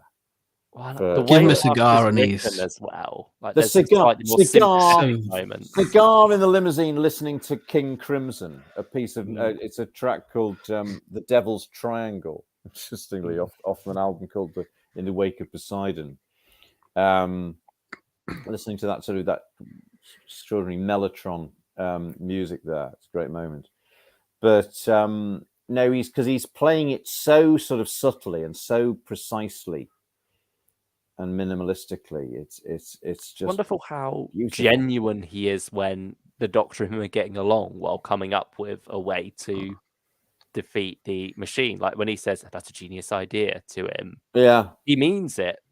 It's wonderful to see. I think also I went through a phase, and I can't remember what they are now, but a few years ago I would, with each story, I would try and find what would be the one episode from each story that you'd show to somebody who'd never seen Doctor Who before. So you'd single out the best single episode from each story. And I think for me in this one, it's episode 4, which begins with the Doctor recovering from having been subjected to the Keller machine by the Master. Have you both disappeared? Left me by myself. Suddenly it's all gone quiet. I can see Ben's photograph. You just played a prank on me, and I'll be here forever. You're trapped in a time loop. We haven't come to the time loops yet. And so it begins with the Doctor, but that first scene of when Delgado comes in and I think is genuinely concerned that the Doctor's dead, and you get the first sort of sense of their rapport and their interconnectedness. The fact that Delgado seems to show care and compassion for him, that he's nearly dead. There's a wonderful rapport between him in that scene, and as Pertwee's almost all drained of life, and the way you were within an inch of dying, and the rapport is that they're so close as well in the shot. And of course, this is the episode that has the wonderful thing of what's the Master most afraid of? The judgment of the Doctor, and beautifully shot again. That's the way it's superimposed. Could have been such dodgy CSO there, couldn't it? But beautifully superimposed. However, that's done with the sense that it's in the Master's mind, but we can see it. And beautifully acted by both of them there.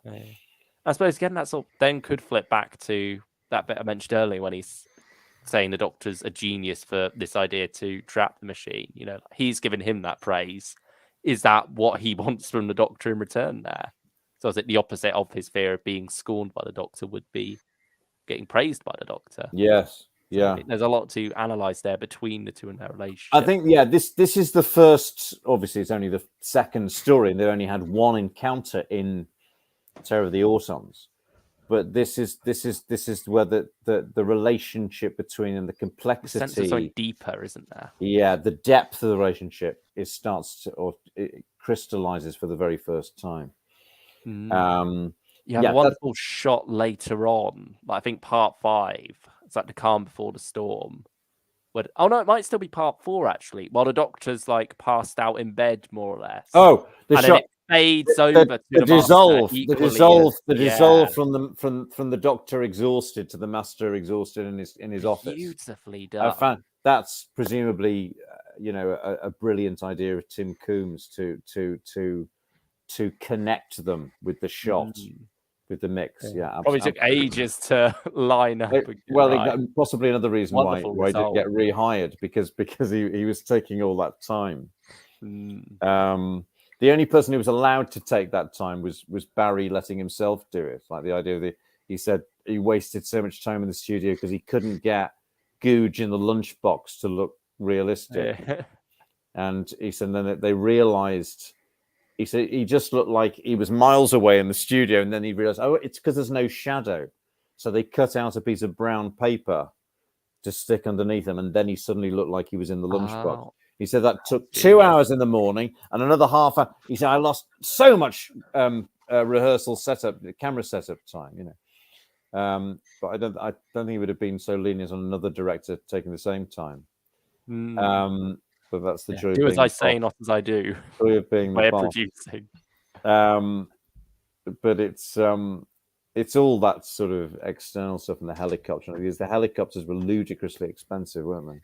I think they also forgot to do half the shots while they were at. That's right. They came back with, and they had to go back again to get the coverage for whatever it was. But for the there's one almost perfect shot when they're going up the tunnel, and then it zooms in on like the blackness of like just under the archway, and then the door opens. But the door opens like half a second too early, so you've not got a completely black screen, and then suddenly it's lit up when the door opens. You've like still just got a bit of the steps in view. Right. Like, you could tell that's not quite what he wanted. Oh, I see. But it's a near beautiful shot. So I'll have another look. There's always new things to discover. It could be one of those things that bugs you now, though. Like you can't unsee the fact that it's not quite perfect. It's nearly there. Yeah. No, I mean, that's set as well as the prison. Like, not just location work, but having a gorgeous one of those sets where you can bang on doors and slam doors and not have the wobbly set. I know it sounds trivial, but there's no it's not going anywhere, that set, is it? As they say, it's proper solid, steel reinforced. And because they went round asking if they could actually shoot, and they had no permission whatsoever, so they had to build the thing, the set. As with, I always thought Porridge was shot in an actual prison, but that was built at Ealing, the set from Porridge. If you two know what I'm talking about, yeah, Ronnie Barker series. No, it's excellent set. Obviously, it's used a lot. It's always one that takes up that much room in the studio. You'd have to. Yeah, well, once we've got away from, there's just a few. There's sort of the there's the Chinese hotel room sets, aren't there, early on? But then it's pretty much largely in the prison, isn't it? Later on. But it doesn't feel repetitive. No, it never does. I think because it helps that those two plot points are very different. Like you're going from near the bottom of the social ladder, I suppose, with these working class criminals, then up to the top with the ambassadors and such. So it makes a nice contrast. Music. What do you think of the music in this one? Another strong one, I'd say. It goes from being very out strong. As that. No, there's a bit early on, which is the Chinesey music's a bit sort of cliched, I think. I'm not a fan of the opening gate music when you got waving. No, not a fan of that at all. That's not a great start, is it? That musically speaking. I quite like the piece after, while the Doctor's telling Joe about the time he was in the Tower of London. Oh, yeah. And it's sort of like, fades away from that to the Brigadier rocking up on the Stangmore prison doors. When he's in disguise. I think there's a wonderful, calm before the storm feel to that. And I think that Yeah. piece of music fits the scene very well. Again, beautiful direction, just the way that all flows, edited and such. Yeah. Love how it all comes together. Just to go back to the impressiveness of that episode 4 with it, because that's, you've got all the stuff with Yates and Benton, you know, and all the really fantastic, the missile convoy fantastically shot sort of violent stuff, that's sort of it's very like The Professionals, really. it is more like exactly It's Professionals meets Porridge, I'd say. Yes. With a bit of Minister for the ambassador. What I think is often forgotten, and it's irritating that sort of the narrative gets told over the years, that Doctor Who's remembered as the show with the wobbly sets and the crap effects and everything.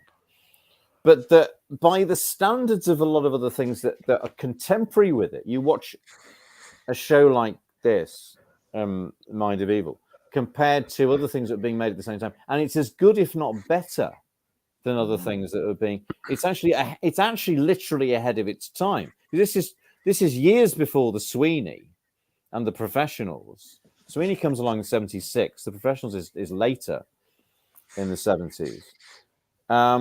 And this is so much more impressive than other programs being made at the same time. Police series, Special Branch, or whatever it was. That you're getting stuff that looks very, very cinematic. It's the same. This is the same year as Get Carter, you know, on the cinema. But you know, there's certain scenes from this which actually could hold their own. Also, talking about Get Carter, I was watching, as I said on the stream I was in the other night, about Michael Caine's minimalistic sort of acting in that. How wonderfully naturalistic and realistic John Pertwee is as the Doctor. The sort of fitting the realism of the era.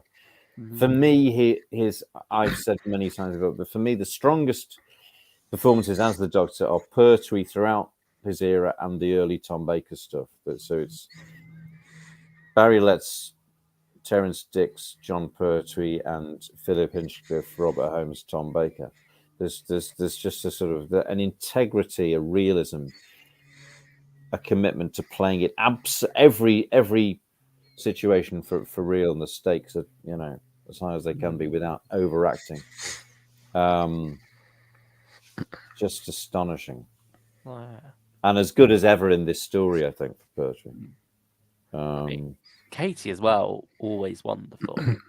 And Joe, well, particularly well, I think she's sometimes sold better stuff to do, and in this one, I think this is her favourite story. Oh yeah, it wouldn't surprise me. Yeah, I think I'm going to say that. That's what she said the other week. And I mean, she gets to single-handedly stop her prison riot. She's like, brilliant. She's and very convincingly as well. You know. Yeah, I think when she's given good her unit training. When she's given good stuff, she really sort of steps up to the plate, and this is a particularly strong one for her. You know. And it's her second story again. You know. Yeah. It's like, you know, the Doctor's entrusted her to look after things at Stangmore while he goes back to help the Brigadier, and she does as he left her to do. There's a wonderful way in which she's sort of young, plucky, and resourceful, isn't there? And there's something about her smallness of stature and how young she looks. Because I don't know how old Caroline John was, but she had a sort of maturity about her, didn't she? Yeah. But there's something about Jo, you know, that she looks like a sort it's in the voice as well. Yes, even though it's not Katie Manning's natural voice. No, there's a deliberate sort of childlikeness about Jo, which of course made it. I don't remember this story, you know. I remember from Sea Devils onwards, but she was very much. You know, I suppose again, our point of contact. If you're a small child, you relate, to use that terrible word, but you relate to Jo. Whereas with Liz, you see her more as a mum almost. I've no idea what the Doctor in that position. What a child's relationship. I mean, I love. That's about Stacey Ashford. Maisie Dashwood. Yeah. I love Caroline John as Liz. I love that dynamic. I love those stories. You know, but Jo was my first companion, and I think it's more of a I think again with Liz, it is that attempt to make it more adult. You know, she does fit that more. I can't see children as such engaging as well with her as they would with Jo. No idea. But I think what's brilliant about Barry Letts is that he's doing all these things at once, isn't he? That he's keeping the adult tone of the thing largely, but he's letting in younger people, probably or more children with the Jo character. I mean, what would you say, Ben? Because you would have experienced both pretty young. What, between Jo and Liz? Yeah. Like, well, who did you see? I saw Liz first. You said, "Where's the ginger lady?" Yeah. Yeah. Where's the ginger lady? Yeah. I think having that more grown-up thing, it made you probably feel more intelligent, that you kind of were on the same wavelength as the Doctor and Liz. Which was the first show? Inferno. Inferno. But I suppose in that you've got a bit less of Liz because it's more the parallel Liz. So she's less of a companion and more was an antagonist at first, and then just a. Where's the brunette lady? Character. Where's the eye patch? You know. Where's the fascist lady? Yeah. That's enough talk about the Home Secretary. I was thinking of Margaret Thatcher. But anyway. So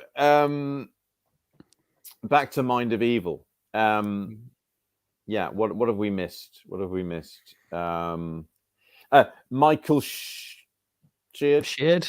Yeah, giving Dr. Summers. Beautifully subtle performance, isn't he? You know, playing the sort of the man with the vulnerable man with a conscience. You know, he sort of does stand up for himself and for Jo a couple of times. I think it is more Jo. Like, I think most of the time he's almost okay with being pushed around, but you know, if you hurt Jo, that's when he's gonna stand up to you. Yes, he does that a lot, doesn't he? Chauvinism. Yes. Then Miss Grant's coming with me. There's that sort of thing. Yeah. I think it's If I stay, so does Miss Grant. Yeah. Yeah. Yes, he's very good at playing nice chaps, isn't he, Michael Sheard? Well, also he's good at playing evil chaps as well. So, but he's he's a good versatile stalwart. I mean, Benton is another one who's particularly well served. He's got like his own arc in this, or a little character. Gets to go undercover and stuff. Yeah. Gets to go undercover. I got a feeling that himself to the Brigadier. I think the undercover stuff was originally meant to be another character and another actor, but they fell ill or something. So they put Benton in a flasher mac and shot him in. It's surprising how well that works out, though. Like, not just. Well, it's a callback to Invasion as well, isn't it? When you think Unit as a more cloak and dagger organization. Yeah, when you're not sure whether he's a gangster or not, isn't he, or he's one of the baddies? He's the world's secret police, as Jamie puts it. Yeah, which is an element of Unit that's pretty quickly dropped, isn't it? In a more espionage angle, and they more become a full-on paramilitary rather than half military, half spies. Yeah. We don't actually arrest people here at Unit. We just they've got and shoot. Yes, they've been cozied up, haven't they? So there's nothing sort of sinister about them, although there probably would be if it was real. Yes, and what about Mike Yates in this? Well, you get all that stuff on the motorbike and that shootout section is superb, I think. Isn't it? Fake, like the fact that he even gets a bit of a relationship with the Master in a way. You know, when he's faking it. Yeah. In the base that they've got, the hangar, and the way they play off each other there is wonderful. I mean, one other detail about Benton. So you can stop pretending to be unconscious now. Yeah, I like that. That's a great scene, isn't it? Yeah. But there's a wonderful moment towards the end where Benton just shuts the door on the what would you call it? Conversion room? I'm more thinking Cyberman there. What do they call that room where I think processing theatre? Although Delgado pronounces it process. Interestingly, Yeah. yes, the processing theory. Yeah, theatre, But I love how the doors are shut on that the final time you see it, and then that's it. There's no more scenes in there. There's a nice sort of putting that to bed, like all the pain and stuff that's happened in there. And he just closes the doors and that's it. Yeah, like he doesn't need to close the doors as they leave, but yeah, just the fact that he does, I think, adds a little something extra to that. Yeah, it's a wonderful detail. Yes, and the Brigadier is great in this. Courtney's great in this. Yeah, so having to deal with bureaucracy, isn't he? I'm getting a bit more fed up with it. Yeah, Cheshire Cat, Captain Yates. Yes. And the rescue is one of the classic moments, isn't it? A classic line, do you think you could get here before the nick of time? I mean,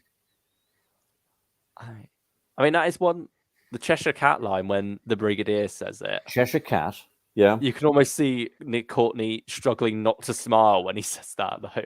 When you quite finished grinning like a Cheshire Cat, Captain Yates.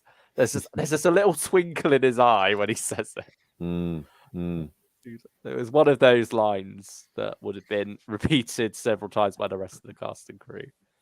In fact, it wouldn't surprise me if that was an ad lib by John Pertwee when he does it to Mike. Oh, when he says it again. Yes. Yeah, Cheshire Cat.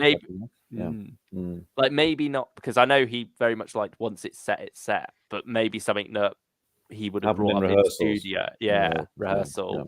That then got to stick around in the studio. And so when did you? This was the last one you saw, Luke, because it was the last one to come out on DVD. Same here. Same there. And it was I first saw it the black and white VHS, which was 98, I think. Very happy memories of a sunlit flat in Primrose Hill that summer, and just this wonderful thing. Oh God, we've got it! It's arrived! It's happened! They put it out, and just very, very exciting to see it, and being very impressed with it. But now, I'd never think of watching it in black and white now. Even I. It's wonderfully restored. The black and white fetishist. No, it looks beautiful, and that's what I was saying. The great thing this week, because I've been up and down to Liverpool to see my mum, in preparation for this and other things, is having the iPlayer and being able to watch these things beautifully reproduced on your phone, and also catalogued, and going to be able to sort of flip between one story and another. To like comparing Spearhead to Terror of the Autons or whatever it is, or comparing the title sequences again. And what exactly was going on with those opening title sequences and the music and everything? And you can sort of jump very, very quickly and check things out if you're as sad as I am. Rather than having to do so by you can getting be your really DVD out, putting the really, next one in, waiting for it to load. Really sad quickly rather than sad slowly like it used to be. It makes you slightly less sad, doesn't it? If it's easier just to do. Sad. You just get to your sad hit quicker. The sad fix. Oh, it was wonderful. Being on the intercity to Liverpool with the beautiful sort of sunlit carriage with Mind of Evil there in front of me, just in gorgeous, unimaginable Technicolor. It just, I know it looks better on the because it's small. Smaller screen. Just the definition of it and the way they've balanced the color, the color, the saturation they've chosen is perfect on these episodes. They look like they were made yesterday. It's astonishing. Say again. I don't know which version they've put on iPlayer, because I know certain stories have the very DVD restoration, or I don't know. I think each of the ones I've looked at is as good as any I've ever seen. I think sadly Spearhead isn't the HD one. I've not watched Spearhead on it at all. I've largely just watched this season. Yeah, I think a lot of them have strong ones. No, it's a great, wonderful facility. So, are we going to move on? What time is it?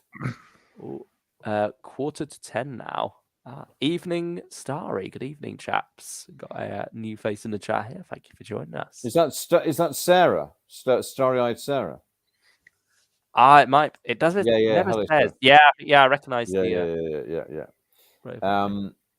Very good. Are we going to move on to Mind of Evil then? Well, Claws of Axos. Claws of Axos. Yes. Yeah. Go for it. Okay. Do you want to take this one away? Have you got anything more to say about Mind of Evil? Either of you? Just it's brilliant. brilliant. Luke, is it your favourite story? No, I think we've covered most of it. Okay. I'm sure. Yeah, there's probably odd moments. I'll watch it next time and think, I should mention that a little bit. Yeah. I love that it introduces more of the diplomacy of the Third Doctor. How he's more sort of very respectful of cultures and stuff. What you'd get later in like Frontier with the Draconians. Pertwee handles that Chinese dialogue brilliantly as well. It's so masterful the way he speaks the Chinese and the beautiful relationship that he establishes with Pick Sen Lim, who is incidentally Don Horton's wife, who plays what's the name of the Chinese character? Chin Li. Chin Li, Captain Chin Li. When he's reassuring her after she's been traumatized, whatever, Kellard, and he's saying, "Trust me." And there's just this wonderful sense that he's so trustworthy, isn't he? He's just so wonderfully, obviously paternalistic, but he just plays that again and again with Pertwee. I often feel that there are actors who, will make a good choice in a scene. With Pertwee, I often think he's found absolutely, scalpel-like or sort of microscopically find absolutely the right emotional choice, right facial expression, look in the eye, or tone in the voice, and it's just absolutely the right inflection. And as somebody who's quite very particular about acting and quite sort of picky about it, I would say sometimes, oh yeah, that was okay, but almost every time with Pertwee, oh god, that was sublime. Just the choice there, the inflection, the look in the eye, that's one of those moments. The way he is with her, it's slightly it's slightly worrying that he's reckons he's a good mate of Mao Zedong, who possibly is up there with possibly the biggest monster of the 20th century, up against Hitler and Stalin and Pol Pot. But anyway, it was of naivety in the writing. He's also friends with J.K. Rowling, so. Say again? Later, he's also friends with J.K. Rowling, so. I don't think you could put. Anyway, let's not go into this. We're getting into very, very difficult, political, dangerous areas of discussion. So, where were we? Sam's also said, "Evening Starry, welcome to the fam. Have some rum and coke and get pissed off." That a very good. I love how rum and coke has become the signature drink of the channel. So all right, we're done on Mind of Evil. We're closing those theatre doors. Absolutely. Axos, as Bill Filer put. There's the book. There's the book.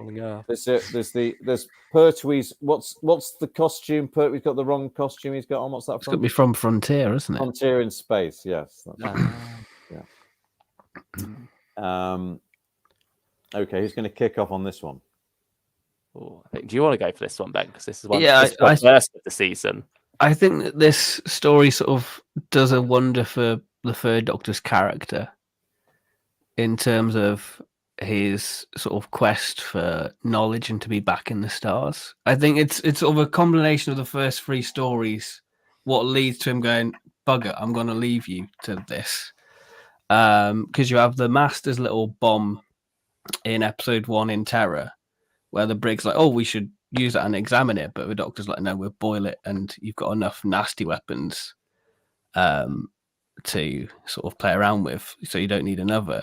Then you have the Thunderbolt, and then you have that sort of humanity willing to destroy itself, and then you have the Master sort of taunting the Doctor with a dematerialization circuit with, well, enjoy your exile at the end of Mind of Evil. And then you have in Axos the greed of humanity, and Axos exploiting that. And you have the Third Doctor sort of own greed, going, well, I want to leave now and be out in the stars with it all, and that to be out there. Yes. Yeah. Well, this is it's a callback to Spearhead, isn't it? Yeah, because you get that in Terror. Leave instantly. Yeah, he tries to leave. Yeah. I get Robert Holmes again doing both. Well, that's interesting, isn't it? Yeah, that's interesting, isn't it? That in Spearhead from Space, he lies to Liz, doesn't he, about the key? Yeah. And then lies to Liz about the epsilon coordinates, isn't it? In Inferno. Because he wants. It's almost childlike when he doesn't get his own way, sort of sneaking around it. Yeah, but this is the first sort of opportunity that he seems he to can have break free to escape. Yes, yes, exactly. And we either escape together or we die together. Yeah, yeah. And then it begs the question: would he have escaped at this point? Would he have left if he'd had? He would have. I think. Because at the end, he says, when he comes back, the Brigadier asks him, and he's only become back because he's a galactic yo-yo. Yeah, he's like, he tried, but the TARDIS was programmed to return to Earth. Yes, yeah. There's a wonderful little call out from Jo there, where she's like, "Doctor," like she knows he's acting guilty and lying about it. I love that bit when he before he is about to, as it were, make his escape with the Master, and he shoots a gun out of Bill Filer's hand, doesn't he? With the and he's non-TCE, the laser. Wow, he's villainously impressive there, isn't he? You can sort of, there's a wonderful sense that you see. One of those few moments you think, you can see the other side of the Doctor, that he can handle himself like a baddie, and almost does there, and it's difficult to imagine anybody but early Tom being quite that sort of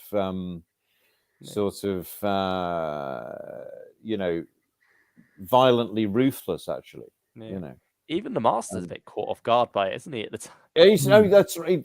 He's impressed, isn't he? That was very, very niftily done, wasn't it? Like very ruthless of you, or say. Yeah. I mean, we'll get the Master working briefly with Unit in this story. Yes. Under duress, but it's wonderful to have that for a brief moment. Yeah. This is a story that began its gestation in the 60s. Yeah, it would have been a Troughton, wouldn't it? With a giant carrot in Hyde Park. That's right. This is the script that ended up on Derek Sherwin and Terence Dix's desk, sort of misdirected. Or it was a different script, wasn't it? But then they said, "Oh, write a Doctor Who." What was the original title? Rather a good title. The Gift. Yeah, The Gift. Yes, it's like it's a title from a later era, really, isn't it? Then The Vampire from Space, which is a crap title. Which lasted quite a long while, didn't it? It was very last minute. It's on the titles. I think there were titles made with Vampire from. Yeah, it's on the extended episode 1 on the Blu-ray. Right. Yeah. and I think in early drafts, the Axon family were meant to look like sort of a perfect family from a Coca-Cola advert, rather than the sort of the golden thing. And there's various things feeding in here. Dave Martin had worked in advertising and was sort of nauseated by the whole world of advertising. They were both Bob and Dave were both very, very sort of left-wing socialist writers. And so that there was a strong sort of idea behind the thing being about, offering something you think you want, but taking away everything you need. So there's a strong sort of metaphor going on there, which I'm not sure how palpable that is in the transmitted version. Does that particularly come across? There's a political message to it. Yeah, definitely. I mean, you've got very early on England for the English. Good heavens, man! You've got a recurring theme through the Pertwee series, haven't you? About the greed for energy, haven't you? Yeah, and energy at all costs. Even says it. Axonite is bait for human greed. Yeah, is a line from the story. And so you get this sort of this is sort of starts with. Is there a sense of that in the Silurians with the energy in the cyclotron, not the centrifuge, Luke? Yeah, I suppose a tiny bit.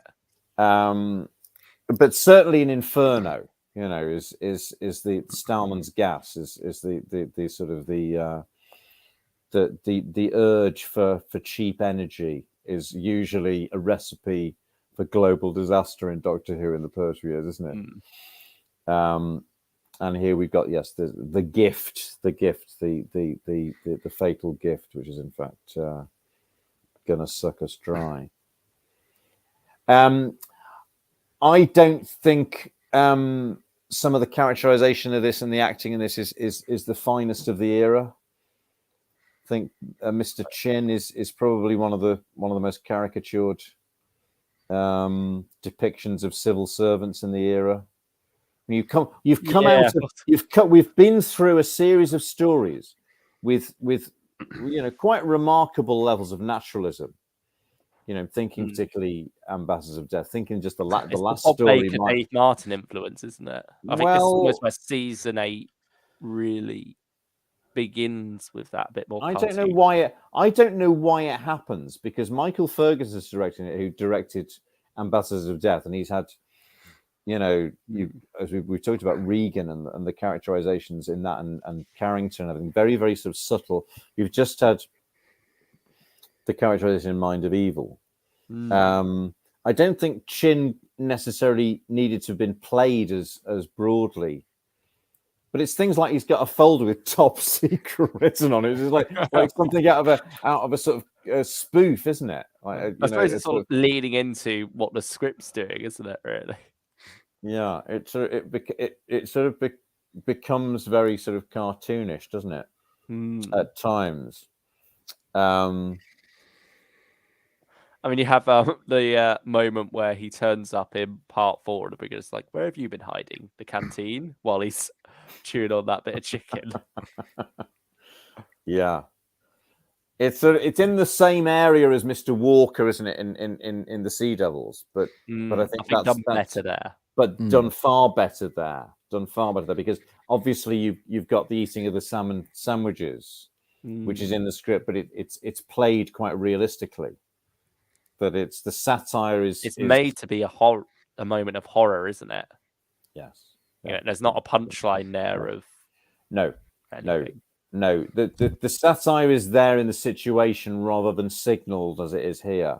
And that sort of Mr. Chin is sort of might as well be a cartoon character. On a more positive note, I think this is one of those stories that I wish I'd been young enough to have been seen and been frightened by the Axons, because I think they're really terrific sort of child frightening monster. Yeah, horrible. Like when he walks out and is holding Is his that head. particular? Is that particular sequence where there's a bit where they use the video disc, or it's slowed down where you It's see the crossing that axon bridge. crossing the bridge, Mm. and it's sort of that the way it moves is really unnerving and comes down out the door, and then the killing with the tendril that explodes you. That's a great. That's a great sort of archetypal Pertwee sequence, isn't it? That you've got the it's in Pertwee side as well, so it makes it all the better. Post-nuclear industrial gothic, isn't it? You've got because it's at the is it actually a nuclear complex? Is it actually a power station? You've got all that iconography behind the Quatermass 2 iconography behind, but in glorious color now. Those who had color, not many. It does also give off a bit of Christopher Eccleston's Series 1 Powell estate in, just that staircase. Oh, I see. Always felt to me very similar to what he had there. Right. So you're in a very different setting, of course. Projecting that imagery back to 1971 from your 21st century standpoint. Because I think this one must have been on gold as well. So that bit must have stood out a bit. Right. Yeah. Gosh. Right. Okay. Yeah. But again, all very well shot. That location stuff, isn't it? And you got that wonderful sequence of the master on top of the truck. Yeah. I also love how this is only his third story, and yet already the concept of the master teaming up with an alien race, then getting double crossed, has become so ingrained that in this it all happens before the story's even started. Well, I think there's a cut line where he's in the original script, which was actually shot where Axos absorbed him on the planet such and such or something. I think they captured him. Yeah. On the planet something 4. Can't remember now. Go on. I'm not sure what the planet is. No, I can't say I do either. Yeah, I've never heard this bit of trivia before. No, but what's your understanding of how the Master got involved with Axis in the first place? Well, it's that he's already locked up there, so he's already made that deal with them to give them Earth and been betrayed. And he even mentions a bit later on when he's going on about him being released. He says we had a deal. And such. Right. Yeah. So obviously he's teamed up with them to take over Earth, and then they've decided actually, we don't really need to keep you alive for that. We've got Earth now. Let's lock you up for a bit in case you become useful later. So Ben, the double cross that we've had in Terror of the Autons explicitly, and I say Mind of Evil as well, with the actual mind parasite turning on him. It always gets out of hand for him, doesn't it? And in this case, he's lost control before the story's even begun. Yeah. You've got to admire his optimism, haven't you, with these alien races? Yeah. But it never turns out well. That's that we didn't talk about. Do you think at the end of Terror of the Autons, it's preposterous that he suddenly realizes as it's manifesting that he's made a mistake, which Terrence Dicks thought was a problem and corrected in his own description in the novel by having the Brigadier force the Master at gunpoint to help the Doctor. Yeah. Do you think that's an It improvement? kind of works when you think that his whole focus throughout that story has been the Doctor one-upping him. So it's almost, he's taken his eye off the ball in a way. He's been so busy I think he doesn't really care about the invasion as such. I think Delgado sells it in one, and it's a credit to his acting that he sells it in one shot with that in his eyes. Just the look of realization of going, oh Christ, that's what I was nurturing all this time. That's the realization that there's something far bigger and far more unmanageable than he'd ever imagined. And it's a mistake that he just keeps on making. And I rather like that motif that he always has that. that same overreaching problem each time. Like too big for him to manage, isn't it? Or Yeah. lets it run away from him. It works out wonderfully. I think he always does work better as a villain in the story when he's got another force there, backing him up, I suppose. Which stories does he not have? There's certainly some later ones, I think. When it's Oh well, there's certainly Ainley ones. No, Ainley ones more so. But that's a discussion for another day. But yeah, so I think Roger always had. I think so. Yeah. Because it's always built. It's the Nestines. What is the mind? He says he invented the mind parasite. The mind parasite it's a mind he's adapted. Yeah, I think it's some sort of alien creature that he's sort of trapped and utilized. Yeah, I mean, I suppose Colony in space, you could kind of argue maybe he's on his own in that one. But you've got the secondary antagonistic force of Dent, or arguably the primary antagonistic force, but we'll get to that. Well, of the what? Of Dent. Oh, I see. Yeah, I suppose the Doomsday weapon itself is the thing that he underestimates, or that he underestimates his ability to handle. The Doctor talks around the priest, doesn't he? To get around the glove puppet priest. Yes, yeah. But we haven't come to that yet. Just give me a moment. I'll be back in a sec. That's all right. Rum and Coke is Pepsi, okay? Oh, I prefer Pepsi. Arguably the most controversial statement made on this channel to date, but That's new. I don't know. I don't have a preference, to be honest. There we go. You're one of those. Yeah. Cool. I remember not liking Claws Waxos either, to be honest. I love the other name of the story, though, Vampire from Space. So I have a huge soft spot for Claws. Because maybe isn't it? It's the Christmas Pertwee episode. So if you want to watch a Third Doctor story for Christmas, Claws of Axos is the one to go for. And I think maybe because it's one of my early classic stories, I think that it's a wonderful one. I think the axons are wonderful. I think the design of them sort of looking like sort of nerves and sort of fiber and sort of the organic ship. It's so unusual and horrific in its own right, and psychedelic as well.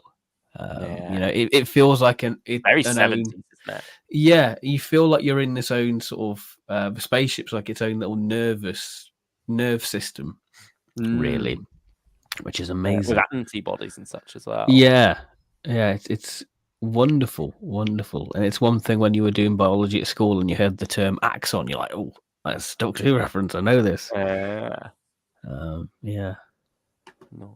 Stylish one says, right, I've got to go. Thanks for running out stream. Thank you for being here. Thanks for joining.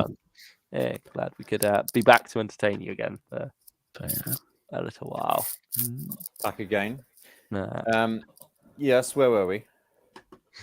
We were just talking about the psychedelic nature of yes, of course. You have to, don't you? Probably the first 70s story to truly 70s. Well, it's the most psychedelic story of the 70s. It sort of epitomizes, the top of the pops aesthetics of using all that equipment and those particular sort of goes out of its way, doesn't it, to pull out all the stops, and the set as well which is so unlike. It's so unlike any other spaceship set that you've seen before or since. It's this wonderful biological like nerve system, isn't it? It's got its own sort of little ecosystem, which is wonderful. Yeah. And I think they Michael Ferguson booked special sort of sessions to sort of to try all the sort of the effects out. And things like having Bernard Holly on a swivel chair to do that scene with the head sort of seems to be sort of in multi dimensions. We've got the wonderful sort of eye route sort of swerving in and out. It's great. Yeah. No, it's all pretty. Must have been very impressive at the time. It still is quite impressive, isn't it? And it's very sort of very of its time, but beautifully so. I think it's wonderful sort of out there an alien concept of it all being a single organism as well, like the axons, the axonite, the ship all being the same entity, really. Yes, it's wonderful when Doctor Who is able to look at alien life and not necessarily transfer a human impression onto it, I suppose, make it something completely alien. Yeah. And even when they are somewhat human, that's because they're deliberately modeling themselves like that. They're just making themselves human. Yeah. That's an idea that is revisiting the Hand of Fear, isn't it? That Eldrad models itself on Sarah. That's why Eldrad's sort of female to start with. But interestingly, that's what I was saying the other night to you two about the Bob Baker and Dave Martin's ability to, although not in this story, later stories, to come up with a catchphrase that is irresistible to children in the playground. Yeah. So they came up with Eldrad must live, and they came up with contact has been made. And the other one I'd forgotten was the quest is the quest. But that's not quite as memorable in a story that we'd actually rather forget. But and again, it's probably something to do with Dave Martin having been in advertising and being sort of clued into advertising slogans. But they were such catchy phrases in those stories. All the kids were saying. The only Pertwee contender for a repeated phrase in the playground was what we thought was, I've said this before, what we thought was hum mani paddy hum, which of course, as we now know, is the Buddhist mantra om mani padme hum. But all the kids were saying that. All the kids were saying that in the week after that episode on a Planet of Spiders. But this is Bob Baker and Dave Martin's entree to the series. Many returns afterwards. Remarkable contributors. Next year's The Mutants, and then we got 3 Doctors. Is that are they the only three Pertwee stories they did? Yeah. Never did one for Sarah or Liz, and then back again for Liz with Pertwee.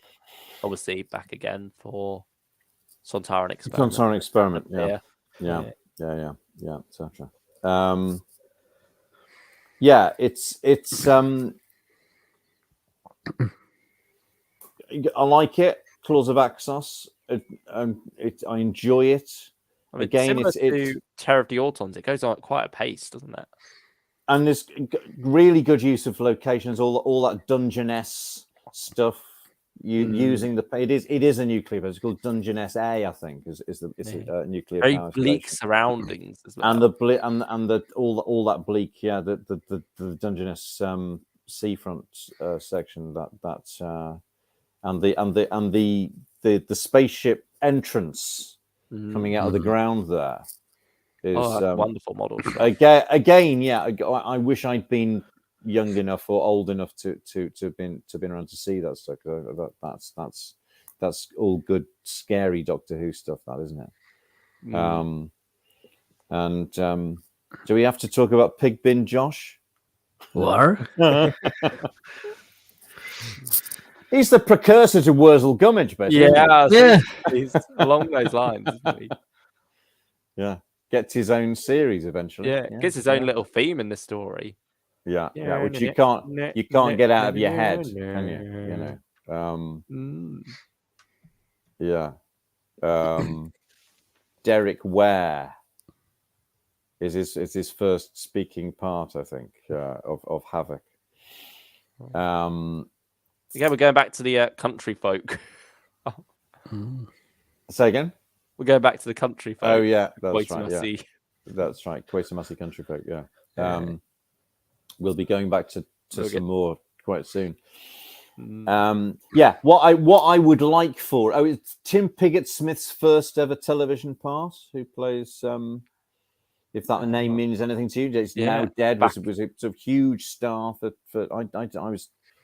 Isn't he in Mask of Mandragora as well? He is. Yeah, that's right. He's whatever he's called. It's the Samwise Gamgee to. Is he called Marco? Frodo. Yeah. I think so. Yeah, that's it.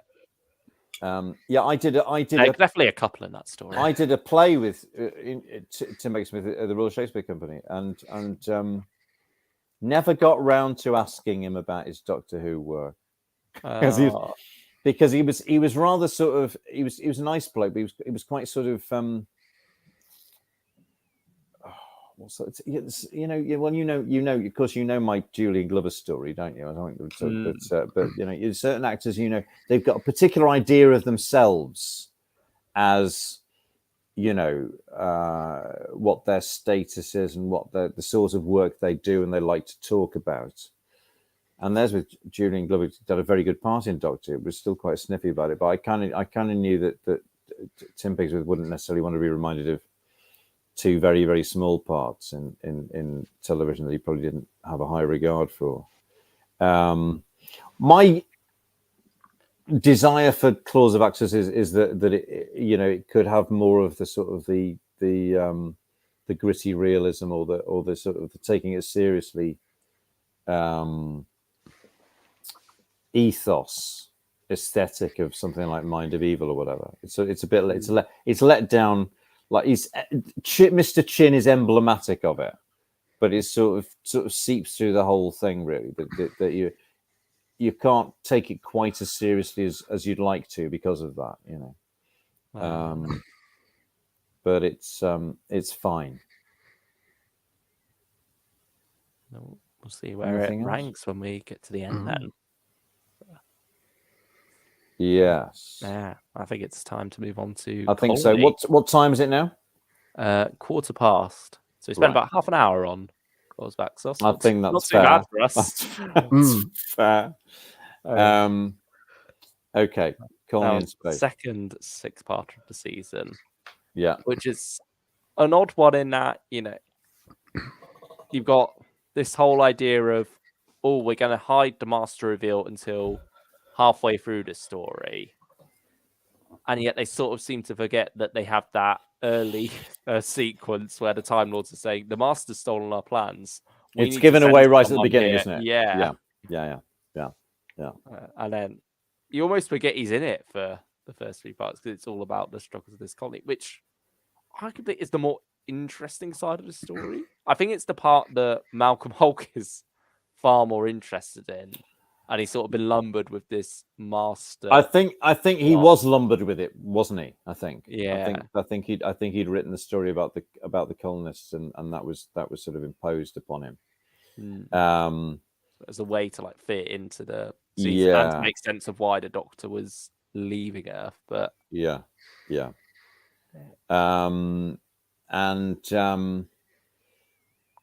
was a story that I was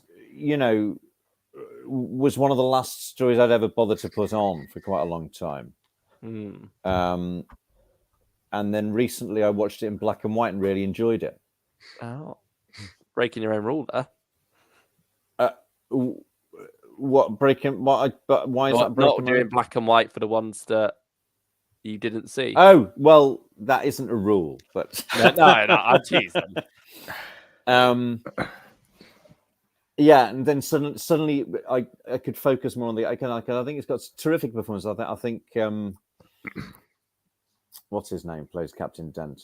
He is terrific. It's like the goodbye to Ash at the end.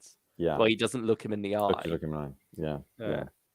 It's a shame that he doesn't really get a comeuppance in the story because the actor wasn't on location. No, because he does in the novel. In the novel, he's there in the shootout at the end, and it's all sort of tied up much better in the book. Also in the book, Malcolm does that thing of giving you psychological backstory and fleshing out the characters. So we see Captain Dent being a product of a world that brainwashes people like him to believe that what they're doing is the right thing, and that so you see why he behaves as he does, because the society has made it inescapable for people like that, because they won't get the house and the wife or whatever it is, unless they sort of they toe the political line. Is Morgan a man or a woman in the book? Do they stick to man? Morgan's a man in the book. That was I think he was written as a man. Yeah. And then Michael Bryant had the idea of making the character a woman. And I think Barry went along with it. They cast wonderful actress who called Susan Jameson, who was very famous for a series called Take 3 Girls at the time, to play this. And it was Ronnie Marsh, head of serials, who thought it was kinky, in inverted commas, to have this rather sadistic, fascistic character. And so it was put back to a man, and Tony Cornter played it. Yeah. It's a shame, really, though. It is a shame, and it's a shame. It's also a shame because Susan Jameson's a fantastic actress, and it would have great to have had her have been in Doctor Who. No. I think that juxtaposition as well would have been wonderful. Yeah, for the time when women weren't really getting to play parts like that would have made it even more shocking, and the sadism of the character stand out even more. Yeah. No, the mold is broken by in BBC televisual terms by Servalan. A few years later, which I so Michael Bryant got to direct Jacqueline Pierce over and over again in Blake 7, playing that sort of character, the sadistic female. No, it's very strong, and I love the location. That wonderfully muddy quarry makes a fantastic bleak planet that you'd hate to find yourself. No wonder they're struggling to grow anything. Yeah.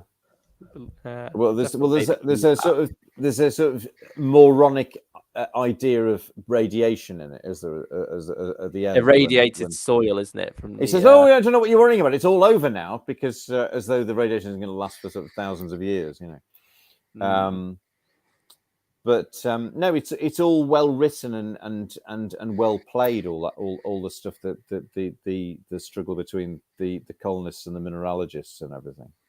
It also works wonderfully when you view it as a Western. Yeah, that's sort of the attitude they had for it. The pioneers. Yeah. But the location work doesn't quite, just isn't physically able to manage that because it's not going over to these sweeping. But I think it all works fine, and it's you've got good performances from Maurice Perry, that's his name, and Bernard Kay, who'd already been in The Crusade and Dalek Invasion of Earth, etc. And was always. Is he one more? He's in one more as well. He's in Faceless Ones. He's got a pipe and a Scottish accent. Scotland Yard. That's right. And Tony Detective Inspector Gascoigne. That's right. And then the Master turns up, and you've got the Master wanting to throw in his lot with the Doctor for to take over the cosmos with the Doomsday weapon. The Doctor doesn't want it. He wants to was it travel the universe, not own it? What's the phrase? Yeah, that's it. See it. I want to see it, not rule it. Yes, yeah. It's a similar dilemma that he has in the Demons, isn't it? It's almost exactly the same offer. And then the glove puppet sorts it out. It's a funny one. Are a little bit naff, but say again. Both endings are perhaps a little bit naff. Well, no. Well, I think this one is sort of neither here nor there. But I don't think the demons ending is naff at all. But that's another. We'll come to that.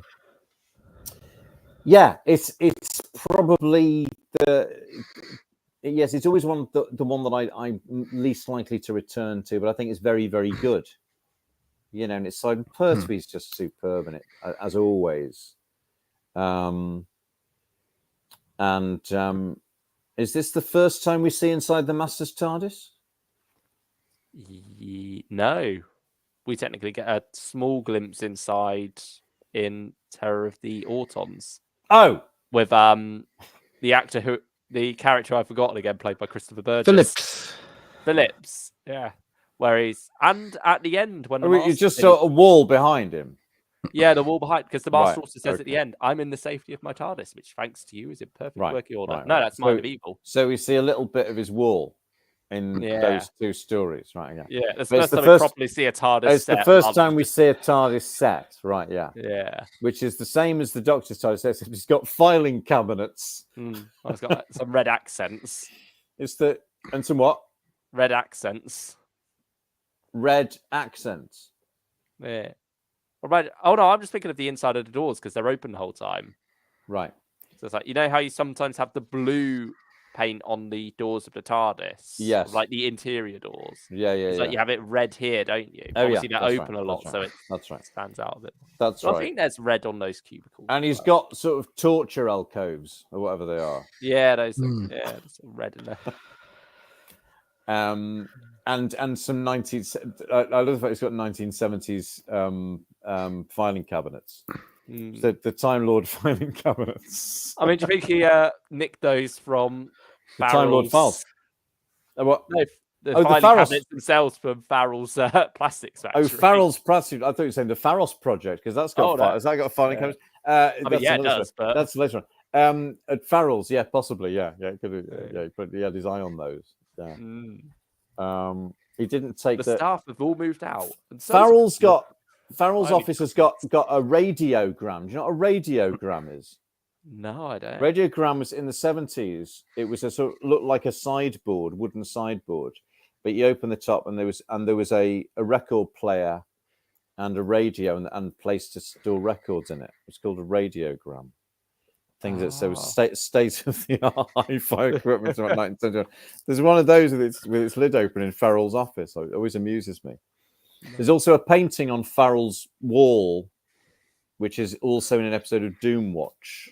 It's like weird sort of Picasso-esque painting on the wall there. So it's spotting it in an office in Doomwatch. Made around at the same time. That's another reason why Terrence Dicks wanted to move away from the hard edge of season 7, wasn't it? Because he was saying, Doomwatch have been doing that and they'd do it better anyway. So I'm not sure if he thought they were doing it better, but yeah, that's right. That they were certainly covering sort of similar areas. Although he also said in another interview, he said they would liaise with each other about what their concept areas were. Because both cover plastics at similar and time. There's the plastic eaters. That's right. I think apart from that, and he said, "Well, we looked at what to do. He said, well, we wouldn't want to do that anyway." Whatever it was. Have you watched Doomwatch at all? No, actually. No. Well, you can watch Quatermass first. No, I don't need another thing on the list. Sarah and Mr. Bonk Cactus have left us now, sadly. Right. Good night to you both. Shame. Sam says, right, lads, I'm going to go kip now, so I'll catch you later. Have a good night. Everyone take care. Right. And Sarah says, I need to be making a move too.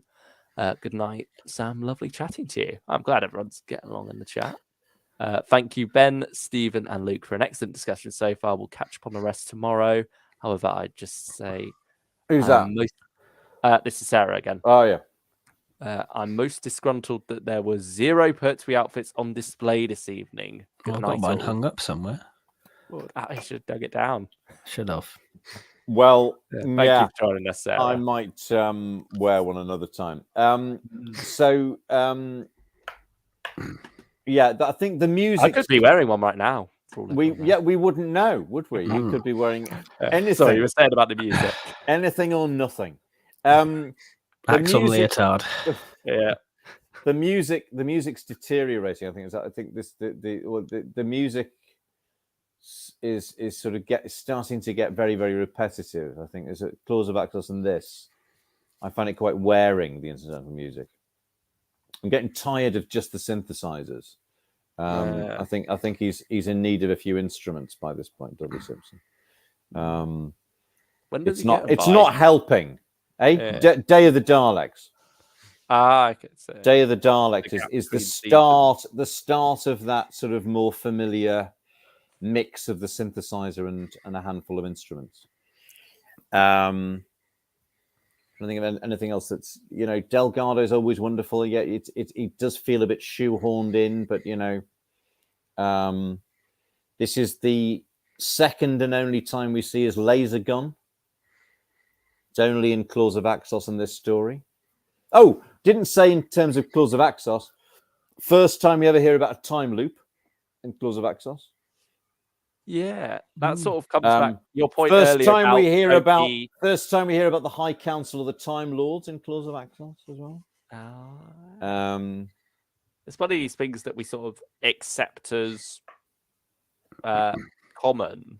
Yeah, we're actually not introduced to it because later in Frontier in Space, you have him saying about how he was put on trial by the High Council of the Time Lords. Yeah, and so then that makes you forget that they weren't actually called that in War Games. No. Yeah. I mean, back to the time loop quickly, though. Go on. That's sort of similar to what you were saying earlier with the, come now, Doctor, don't be trivial line. The technobabble explanation from the Doctor of a time loop, Brigadier, is, well, it's a time loop.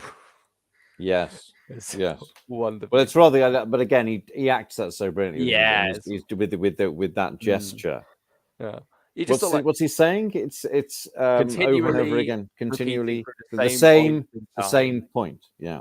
Yeah. It makes probably no sense, but you get just the name time loop just tells you everything you need to know about it, really. I wonder who invented the phrase. That's interesting, isn't it? Or are time loops in other science fiction preceding this? Who knows? I think what time is it now? Chronic hysteresis sense, though, aren't they? Whereas this just literally seems to be them constantly on a actual 3D course. It looks more like a spatial course, doesn't it? Actually? Yeah. Are we 10 now? Oh, we're doing well. We're doing well. For us, we're doing wonderful. We're doing amazingly well. Yeah. Awesome. And I don't think we're leaving out anything too big either. No. Should we go on to the demons, Damon's daimons? Unless you can think of anything else to say about the Doomsday Weapon. The Doomsday Weapon. I'm very fond of it because it was the third one I ever read. I do love when you contrast it with Death to the Daleks, which it is Michael Bryant. It's Michael Bryant, yeah. Which he also did, and you see, the process of him learning there from story to story with the Exelons, how he, took that primitive culture and was able to, make those costumes and such more believable. And a better TARDIS materialization. But he's still still doing something different with him, isn't he? Because he's got blokes in it shaking it from side to side in Death to the Daleks. So it's got a different sort of materialization. That was the I think this is about Frank Bellamy's art in the Radio Times. I think that I've got a feeling that was the cartoon for the first episode of Colony in Space. You see that there, but I can't get this in the right way. For episode 1 there, making it all look very exciting. This looks like an anime. It does rather, doesn't it? Yeah, it does. No, it's that's huge head there. Yeah. Good. On to our finale, our season 8 finale. Take the drive up to Devil's End. The Demons, Daemons, Daimons. Who wants to go first on this one? Would you like to tackle this one, Ben? It's Doctor Who does the Wicker Man, isn't it? Before the Wicker Man was Before the Wicker Man. Yeah, it's full folk horror, isn't it, really? And it's sort of the start of the invasion of the small home counties, really. Yeah. It's the first Doctor Who does horror, isn't it, really? Yeah. And at least this kind, the more folk horror, because you certainly have elements of horror in some Troughton stories, like Fury from the Deep, Web of It, but that's much more of a, I suppose, B-movie sci-fi style horror, whereas this is more your gothic horror, really, isn't it? It's the first taste of but as you say, specifically folk horror. And as I was doing a stream on the Demons the other night, but folk horror begins in 1971. Really, this year, the phrase is coined by the director Piers Haggard as he's preparing a film called The Blood on Satan's Claw. With Wendy Padbury, isn't with it? Wendy Padbury, and I made the mistake of asking her about the blood. She said, "Oh God, I don't want to talk about that." It was an awful experience because there's a very, very graphic rape scene in it. She was involved in. She had a terrible time with it. But it's a great first job after Doctor Who as well. I don't think it would be the first job, but it would be sort of quite early. But it's a story that Mark Gatiss singles out as a particular favourite of his when he was talking about horror. But it's a particular strand of horror which is not about vampires or castles or the streets of Victorian London, but focuses in on villages, the rural, the strange, mysterious, eerie, sinister practices of people who live in the countryside, and that fear of outsiders as well. Well, their dislike of outsiders. There's a play for today, which was transmitted December 1970. I was watching it again after talking about the Demons the other night, and written by a wonderful writer called John Bowen. And incidentally, the actor who plays Professor Horner, Robin Wentworth, is that his name? Is also in this play, and that is, to my knowledge, one of the first ever sort of BBC or television articulations of this strand of folk horror, where you focus in on the disturb, and it really is quite frightening, this play. And it was transmitted around about the time that they would have been writing the Demons, Robert Sloman and Barry Letts. Now, it's Robert Sloman who has the first idea, which is the idea of incorporating aliens influencing our civilization into a Doctor Who story, which we know, of course, from Quatermass and the Pit. Yeah, me and you. But it's put forward. Have you heard of Eric von Daniken? He was a Swiss writer who wrote a book in, I think, 1950, before Quatermass and the Pit, called Chariots of the Gods, ? Which is actually putting forward as a sort of thesis the possibility, the idea that aliens influenced our civilization. So it comes from that book. It's then used by Nigel Knill so potently in Quatermass and the Pit, and then Robert Sloman has there. Why don't we do this in Doctor Who? Barry Letts is the first direct like Quatermass almost not quite adaptation, but homage, really. Well, we've You've had had it a lot tonally, but never quite as strong plot-wise as it is here. I suppose the invasion of the body snatchers-y sort of Quatermass 2 vibes have been there with the Autons, haven't they? With Spearhead from Space and Spearhead from Space probably the closest, with the objects falling down with pieces of a collective alien consciousness in there. Yeah, and all the post-nuclear industrial Gothic sort of settings are very Quatermass 2 generally, aren't they? There's a sort of flavour, as you say. But this is the first time you get a sort of almost a plot lifted from Nigel Neal, which he's sort of got the idea from Dunican. And that's Barry Letts has the idea of, well, why don't we make it satanic? Which of course ties in with Quatermass of the Biz, but also ties in with his admiration for the books of Dennis Wheatley, which this famous adaptation, a 1967 film, Hammer film of The Devil Rides Out with Christopher Lee. It's probably the most famous adaptation of a Dennis Wheatley book. And so he has the idea, why don't we have the alien being what we think of as Satan, but it turns out that it's actually a particular sort of science.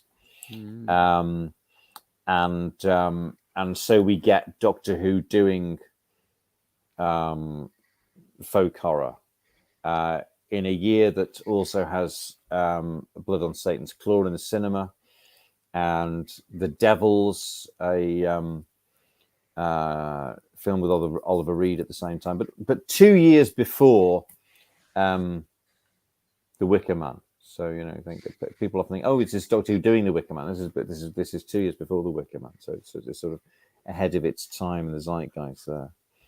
And as I said the other night, I said the surprise, the shock for the audience at the time of the Doctor seeming to believe in magic for the first 2.5 episodes must have been quite astonishing, as it was for me when I first saw it at the BFI, as I mentioned earlier in October. I'd forgotten, having read the book obviously a few times as a kid, then watching it, being surprised as the original. Hang on a minute, what's he saying? That woman's perfectly right. That daft old witch is perfectly right. And warding off Bok with the iron. What's going on?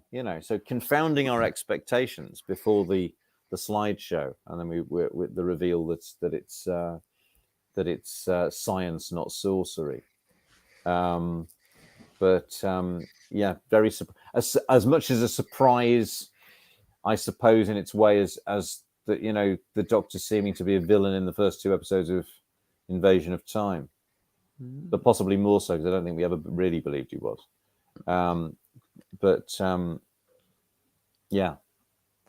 You sort of got him weirdly remembering these names for some reason early on, haven't you? Devil's End. Devil's End. Yeah.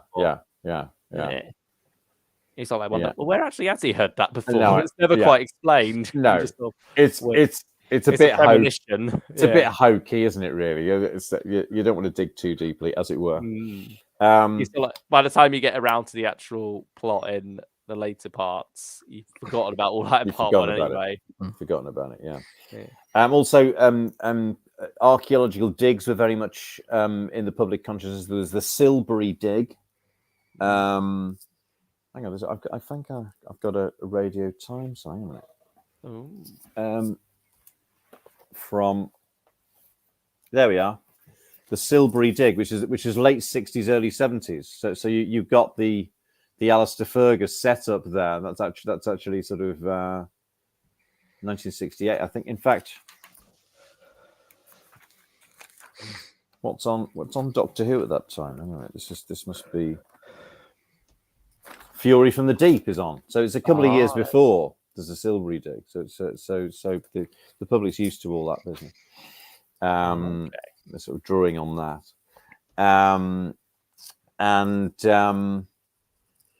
What else? I think again, it's just a great use of resources, isn't it? A fantastic use of the locations. Yeah, Christopher- quite extensive location on this one. Christopher Barry experimenting with using the sort of doing a sort of using the film cameras, but them being crystal locked, as he put it, so he can do like a multi-camera in the studio. I think they got 3 cameras that he was cutting between, like it was a studio setup. So quite an adventurous shoot. But it meant they could get a lot more material in very, very quickly. But it works very, very well. Again, all the action stuff, the violence is great. Benton and Yates actually look like they know how to do their jobs, perhaps more so than in any other story. Really handling themselves. Probably, the closest you get to the unit family feel. As you love banging on about the flaming family community. I believe these characters, are who they are. I suppose. I think it's good that you get a bit of downtime for them as well. Like the story isn't. Well, it's nice to see them in their civvies, and it's like they're off their afternoon off, but they've got to go and do something. Even in part 1, it's them sitting down to watch the dig, isn't it? Not expecting it to be the start of a adventure. They're not watching. They're not watching on a color television. Because nobody had one. The unit blew the budget on all the new uniforms. Nah, that'll be it. Yeah. And the corned beef sandwiches, obviously. Yeah. Bessie's best story ever, I think. With all the Herbie stuff, with the personality of her own. Personality, but the helicopter chase, fantastic. Bessie looking great in those aerial shots. Nice use of the helicopter exploding from Russia with Love to punctuate that bit. No, it's rightly highly regarded, and it's difficult for me to choose between Terror of the Autons and this story at either end of the season, which one I like the most. But I think they're both great. Which one do you prefer, Ben? I'd probably say Demons is number one. I mean, it's remarkable, and Delgado enjoying every minute of it. Giving it everything, relishing the opportunity to play the Satanist, looking fantastic in the robes, and the aerial shots in the cavern there and everything. Stephen Thorne's best performance ever in Doctor Who. Yeah. It'll go downhill as they go along. The shadow on the mask as well is wonderful. Oh yeah. Yeah, the fact that it's a half mask, really. I think that's again one. I'm sorry I wasn't young enough or old enough, as I say, to have seen that and been scared by him, because I think it's really impressive. And the point dribble of view shot early on. Yeah. When the wonderful point of view shot early on when a Verger gets killed. I think that adds a lot of menace to. Oh, you mean when he's exploded? Yeah, but it's from the music's great for it as well. Like he's looming over him, so they're keeping him outside, similar to the Ice Warriors in part 1 of Seeds of Death. It's using that strategy, isn't it?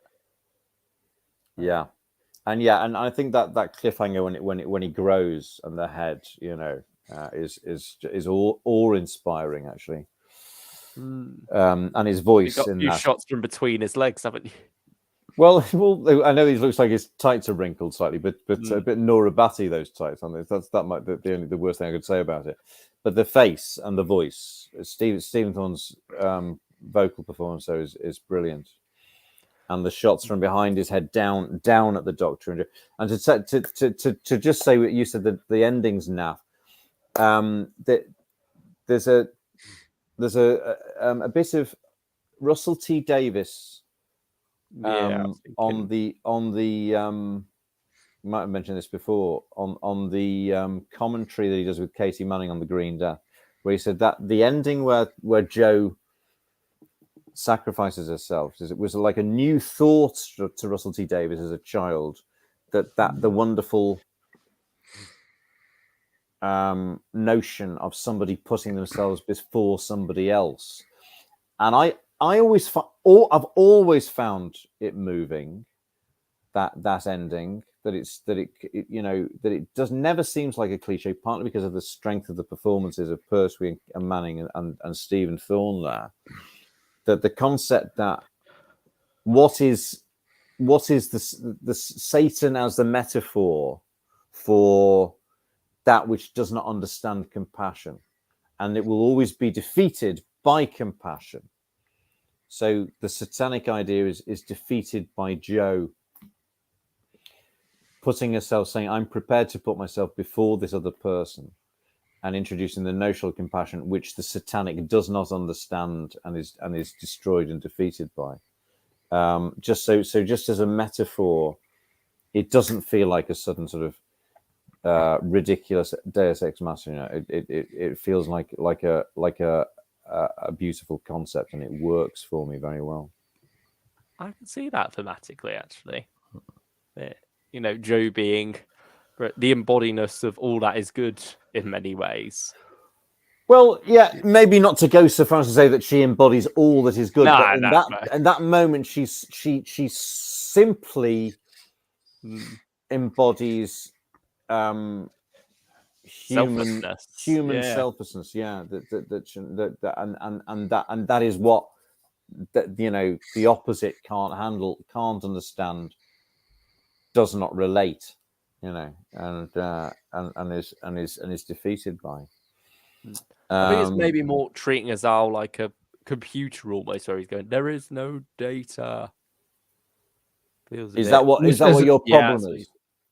Yeah, I suppose. And also I was thinking also Russell T Davies in the sense of it being, similar to the Davies Ex Machinas of later in the series, where it's like built up to all this, and then Barry and Rob Sloan had been like, okay, what do we do now to get out of this? And it feels a bit like they've written themselves into a corner there. I need to think some way around it. You've gone around in the same circles you went around in 5 weeks ago with Colony in Space. Yeah. Yeah, now you gotta. I suppose what you haven't got in Colony in Space is the self-sacrifice element, and that's what makes it work, I suppose, for me. But many people disagree. Many people find it ridiculous and a disappointing ending. But on this occasion, I'm not the edgelord. I don't find it to be a horrible ending by any means. But certainly one. No. Yeah. You were just shocked. You were just shocked that they'd blown that church up, weren't you? I wrote a complaint to the BBC. Oh, that's like a little in-joke me and my dad have. Well, not really an in-joke as such, but a joke whenever there's an explosion of something else in a different Doctor Who story. We're like, how dare the BBC blow up that? What's estate in Pyramids of Mars? Yeah. Well, exactly. Or that factory in the Green Death. Shocking. Vandals. Defund them, I say. That was the Radio Times of the week of episode 3 of the Demons, and this is the Radio Times the week of episodes 3 and 4 of Thought of Doomsday 10 years later. And there's Richard Briers giving exactly the same performance in another sitcom, both of which have been now completely forgotten. I think he was more often. I don't think there's anyone out there doing streams on that. No, I think he was more often on the cover of the Radio Times than any other actor, Richard Briers. Get Paradise Towers, though. Oh. Let's come back another time and talk about season, whatever that's called. 20. Was that 24? 24. Yeah, that's right. 24, yeah. There we are. Well, I think that's all I'm going to say on the Demons. I love that there's a nice little nod to Planet of the Spiders, what I noticed on this watch. Oh, okay. Yeah, go on. With what the Squire says, where there's life, there's hope, which is what John's, which is quite nice. Right, yeah. Well, of course, this is the first Let Sloman story. That's the last Let Sloman story, isn't it? You know. Which is the best Let Sloman story? Ooh, Green Green Death? Death. Yeah, Green Death. Yeah, I'd say so. Yeah. I'd say so. That's all wonderful stuff, isn't it? With Pertwee falling out and such. Oh, yeah. And He does some Joe's great coma dedication acting there. this season. Brilliant coma acting. Nobody can do coma acting. No. Not Pertwee. It is a great story. Marika! Going. Yeah. Joe and the Doctor. Well, I mean, you do have Joe going a bit funny at one point, like after she falls out of Bessie towards the heat barrier. She's suddenly very obsessed with getting into the cabin for some reason and makes some rather odd decisions there. What? But climbing down a convenient ladder. Yeah, and sneaking out and everything, and be like, the danger is in the cabin. I got to get. It's like all she did is fall out of Bessie. Why is she acting so odd for a little while? You got Mike. You have that. To re-examine that. I have to re-examine that bit. You do have the wonderful moment of her calling out the Brigadier, being like, "Oh, as if blowing her up helps anything," and the Doctor of all people is the one to say, "You know, the Brigadier's doing his best to cope with all this impossible situation." And then Benson afterwards, holding in his smirk. And that's right. Oh, that's right. Yeah, that's all beautiful. Yeah. And he also, just before that, with Bert the landlord's, he's sort of asking if he's all right to tidy up his own pub that he's kindly letting these unit people stay in. And Joe's like, well, that's fine if you could do it quietly. So, no wonder he chose the master over them with the treatment he's getting. Like, did they even ask to come into his pub, or have they just sort of taken over? So you want justice for the landlord? What happens? What does he get killed, Bert? Yeah, by Bob. He's dressed up in all the newspaper clippings, isn't he? And he's dressed up in the newspapers. That's right. Yeah, that's right. Yeah, that's right. I'm on a live stream. So that's Condo. I think, as I say, it's either the demons. Probably the demons might pip Terror the Autons to the post.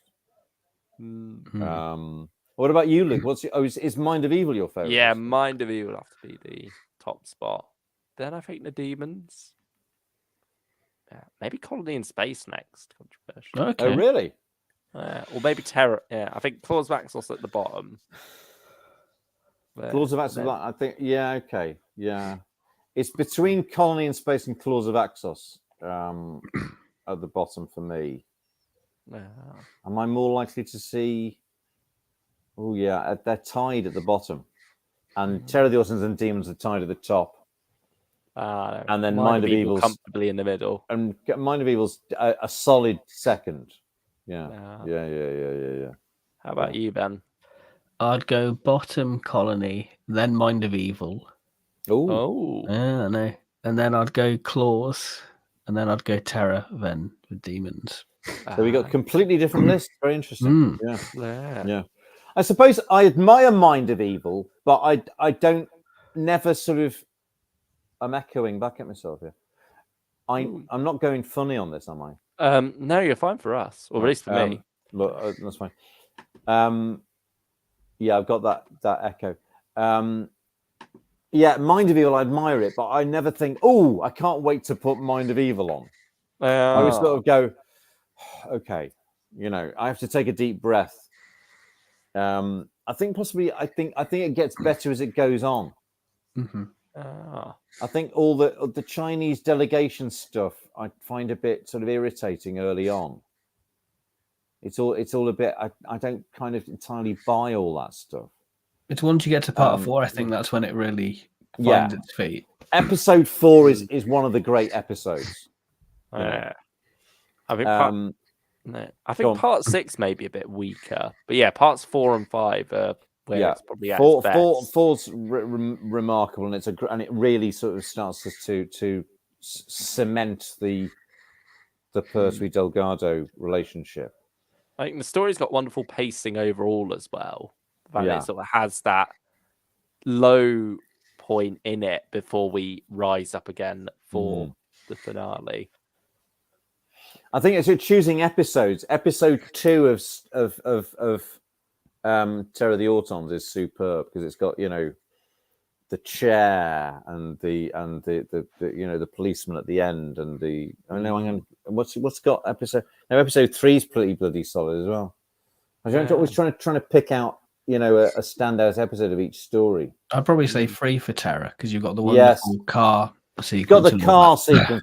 You've got the car sequence, and you've got there's like the jump scare of the Auton in the safe. Yeah, yeah. That's brilliant. I love that. And it's Barry on the commentary goes, I don't know why we did. Why is it? What's he doing in there? It doesn't matter what he's doing. He's not doing anything in there. He's in there to give you the scare of your bloody life when he opens the door. Super. But again, it just adds another attempt on the Doctor's life from the Master. I mean, we forgot to mention that wonderful line of his where he's like, you know, what's he saying earlier on about the bomb being a greetings card, a small gallantry on the evil battle? Like he never intended for that to be the actual killing blow. You know, I think it's always more frightening when death strikes invisibly. All that wonderful stuff. You know, I love the time each time he's brought the news, he's not bothered. That's what I'm trying to get at. Yeah. Oh, yeah, you're not disappointed. Where Farrell says you're not disappointed. Yeah, that's it. It's the game that he's enjoying more than the actual goal, isn't it? That's the sense. Like he'd be disappointed if he did kill the Doctor, really. Yes. Well, as you see in that scene in The Mind of Evil, when he's the stethoscope scene, when he seems genuinely worried that he nearly killed him. You know, it's like, oh no, I didn't actually mean to kill him. I just enjoy threatening him. I think the way that those two stories, despite being very different tonally and stylistically, but they do almost yin and yang each other in that sense with the Doctor and Master relationship. They're very, very, very strong. Maybe you know, they're the two strongest stories for the relationship between the Doctor and the Master, aren't they? Because now there's some lovely scenes in later stories, but I think there's particularly solidly set up in those two. Yeah, to hit the ground running as well as they did. Yeah, it's gorgeous stuff. I mean, we didn't even really talk about Rex Farrell himself. Michael, a wonderful character. Well, indeed, he's never disappoints. You can pretty much cast him as anything, couldn't you, Michael Wisher? You know. Yeah. The way they get away with him, practically almost back-to-back stories. You know, he skips out on Inferno, but does Ambassadors, and this. Yeah, but just you wouldn't really recognize it, even though he's not masked up or anything in it. All he has is the glasses. We got a beard. Yeah, because he has got a beard and glasses. Which I think it makes him look a lot younger in this, doesn't it? You see, if Ben shaved, you wouldn't know who it was. No, no. If he put a pair of glasses on, that'd be impossible, impenetrable. Pertweesmith Senior at the moment. Exactly. Well, what time is it? Oh, it is now just gone 11. Wow.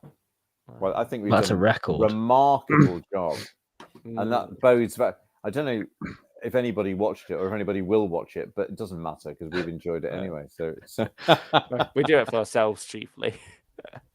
For ourselves chiefly, exactly. They used to say on the good old days. Yeah. And what else? Anything else? The story where Joe says, "Who are you trying to kill?" Oh no, it's Sarah, isn't it? In Death to the Daleks. Who are you trying to Death to the Daleks. Yeah. Which was actually cut out of one of the VHS releases. Oh, wasn't actually for some reason. Exclusion. I know it seems just an arbitrary omission. Yeah.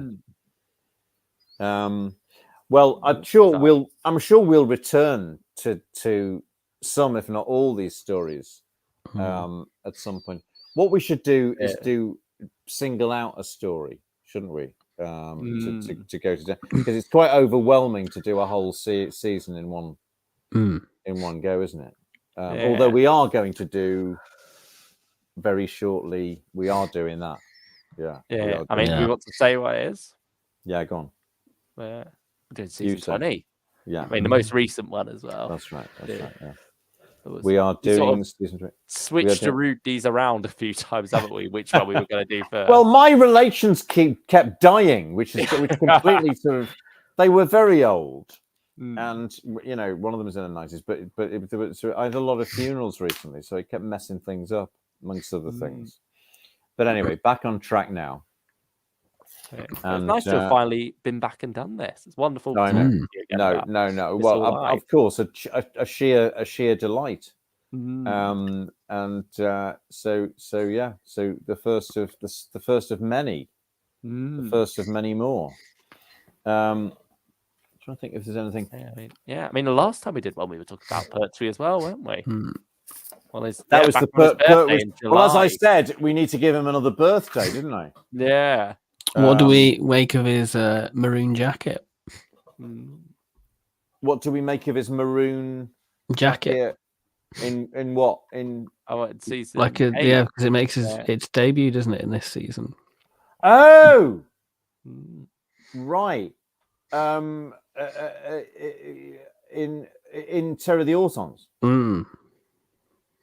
Is he wearing it at the beginning and then he goes back into the black? Yeah, it goes back into the midnight one. Yeah, that's right. And then what's he wearing in Mind of Evil? The maroon one. The maroon. And then he's got the coat on much more in that story, though, hasn't he? Yeah. And what's he wearing in Claws of Axos? Both. Oh, now I'm gonna have to go back and watch them all just for the. Yeah, this is sort of like where more colours popping into his outfit. Yeah. I mean, and it goes full on as we get later. For me, the look is Sea Devils. That's the look. That's in my mind's eye. That is Pertwee always looked like that. Although there was that's a beautiful costume, though, isn't it? Let's face it. But it's as Nick Briggs said. Funny, it was like the annuals. There were always photographs from like stories that were 2 years before. So there's 73. That's from Terror of the Autons, isn't it? That's 74's from the Time Monster, aren't they? No, I think they're from season 8, actually. Oh, that's from Time Monster. They look at the Have a look. Oh yeah, that one. Yeah, that one is because of the washing up. It's like a bit of a lighter costume, isn't it? That's Terror of the Autons. It looks like the same jacket as that. I think it's a slightly dark one, isn't it? Yeah, I think because he has like the orange rusty one. Oh, you're right. The haircut is Terror of the Autons, isn't it? Yeah, I think for me the look I always think of with Pertwee is the Carnival of Monsters and Frontier in Space look. Oh, the green. Yeah. You see, I don't like the green that much. Oh. But it's fine because I love Carnival of Monsters, but I like the midnight blue. I do love that one. I do love I love the blue from Invasion of Dinosaurs. But yeah, I mean the green's not necessarily my favorite, but more just the one that I first think of. Probably it just looks like a mint chocolate chip ice my cream. First. What, like a choc ice? Yeah, like a mint chocolate chip with like the brown and green. It would be what I used to think was black, but it's actually midnight blue. Is my favorite. I think the Green Death look might be my favorite. Yeah. Oh, also Death to the Dalek. Yeah, it is, isn't it? Minus the boots, I mean, especially the tartan. The dog blanket. The old dog blanket. Well, I mean, I love the dog blanket. I've got very fond memories of the dog blanket. Yeah. Well, he's just Pertwee. Pertwee in anything. Yeah, put him in anything. It all off. He can, get away with anything, couldn't he? And he's a With the- doctor who does end up going through quite a few different, like, not just variations of his own costume, but different clothes as well in certain stories. Yeah. Inferno and Frontier. but- The MC uniform. The cleaning lady. Yeah. The milkman. Yeah. The space suits in Frontier in Space. He must spend more time in those than he does in his own costume. What we missed any? You got like the little white overcoat in the start of the Demons. You have. And he has one in Is that Silurians? Well. There you go, Silurians. Yeah. When he's walking a bit like Wurzel Gummidge. Beginning of the Silurians. Yeah. Got a hospital gown. Shower cap, does that count? Yeah, that counts. Naked.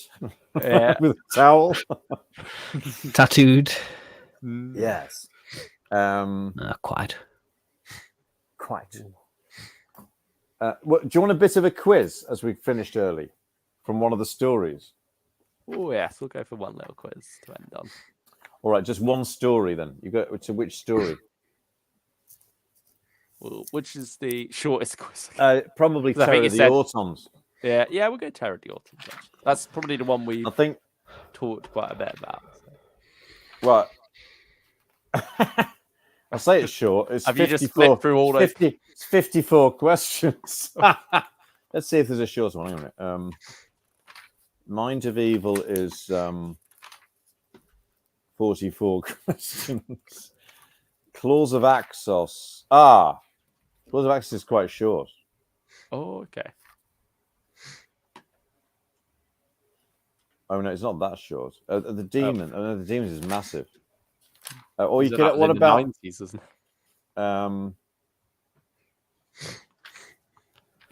How many questions was Terror of the Autons? Let's do the Terror of the Autons one quickly. We'll rattle through it. Okay, you ready? Breakneck you ready? speed. Question each. You ready? Okay. Who's going first? Ben, you can have this. Okay. So we're going to do question, and then if he doesn't get it over to me, if I don't get it, neither of us get a point. Ben, what is Pertwee singing in the TARDIS at the beginning of Terror of the Autons? I don't want to set the world on fire. Yes. There we go. Luke, what does he call Joe after the fire extinguisher incident? A ham-fisted bum bender. Yes, not bum vendor, as somebody said right recently. No. What? Sorry. What? Oh, I can't read my own writing gear. What always creates more smoke than fire? Ben. Pass. Steady state micro welding. Yes. Oh, blimey. Okay. Well, who's having this one then? Up to you, Ben. Which way should we do? Okay. If you can get this, Ben. Steady state micro welding was pioneered by whom? Not a clue. The Lamazines. The Nine opposable digits. The Lamadines. Yeah, that's the answer to the next question. Oh, sorry. Remarkably gifted with. You can't have it. They're jumping ahead, and you're going to perforate my eardrums with that cough. Who was that coughing? Me. Who is the doctor? Who is the doctor's Ben? Who is the doctor's lab not out of bounds to? Tea lady. And Brigadier. I'll give you that. The tea lady and the Brigadier's personal staff. Oh, okay. The swagger stick he walks about with. Luke, Joe's a fully qualified agent, you know. In what?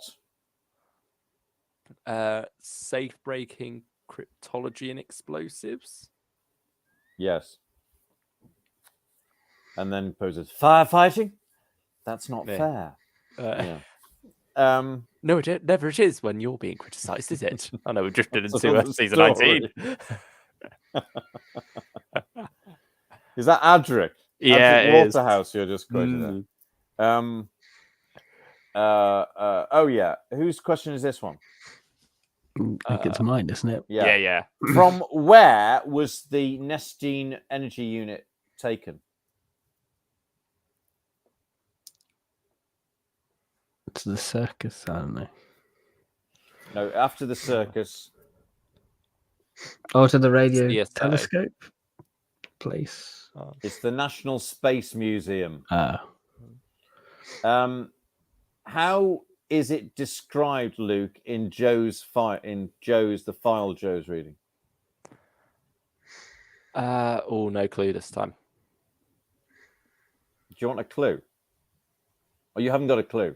I haven't got a clue. All right. No, A translucent polyhedron, 8.5 inches in diameter. Why didn't the Doctor destroy it, Ben? Because it would feel like murder because of the Yes! inside. So it would have felt like murder. What's Joe's response to all this information? Alive? No, this is a classic Joe line. Oh, like, ugh. But you've just got to be joking. Which is up there within the demons. You really mean that, don't you? When he says there's something evil there. Whose question is this? Ben. Ben's now. Where is the radio telescope? Tarminster? Nice try.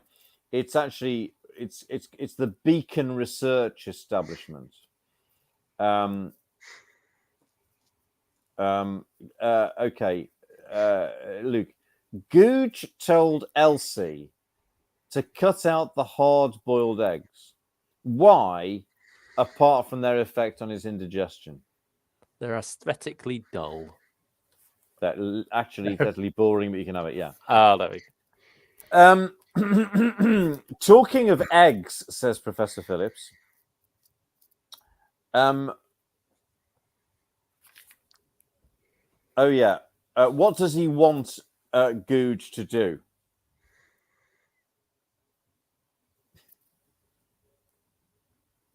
Probably send some data over. He wants a 4... Luke, do you know?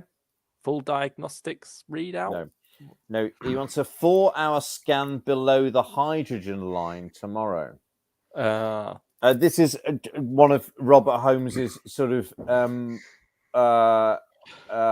gestures in the direction of a sort of a joke about flatulence, eggs and hydrogen, you see. What, according to the Brigadier, I can't read that. We'll have to forget that. What that says. Oh, yeah, no, sorry. Whose question is Ben? What, according to the Brigadier, does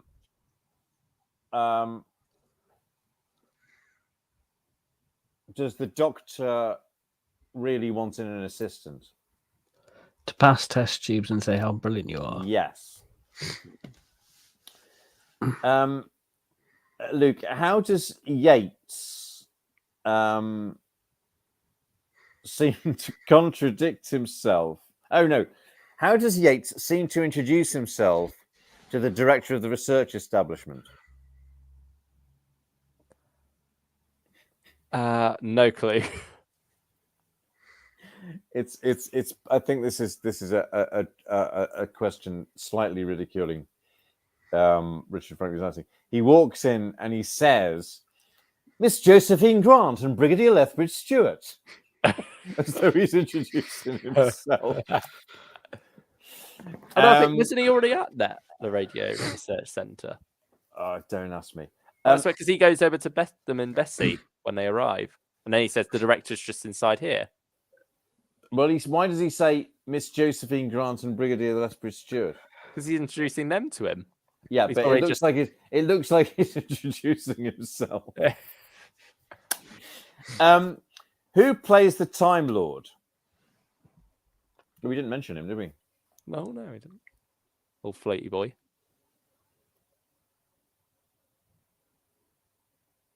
No clue. No. Luke? No, neither. No. No. There's an actor called David Garth, who's very well known in an ATV series called General Hospital this time as the senior consultant. How far has he travelled?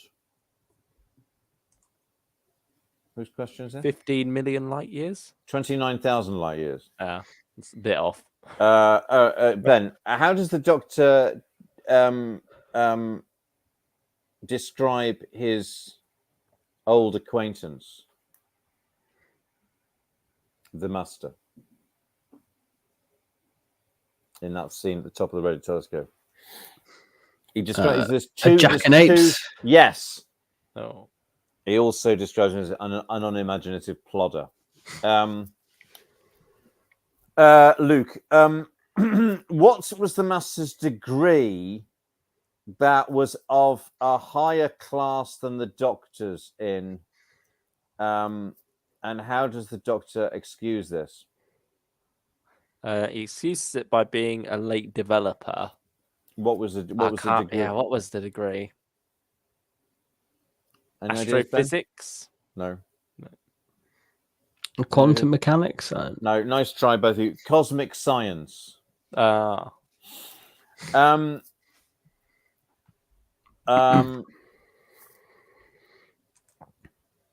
yeah.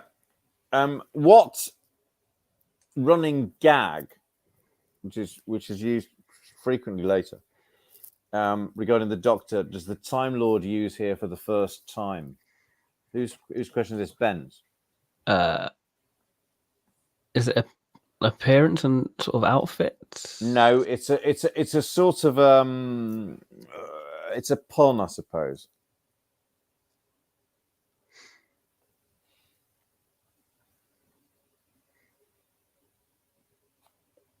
Luke?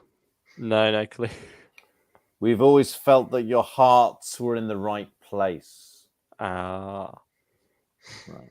I was going to give that to myself. That's right. Whose question is this?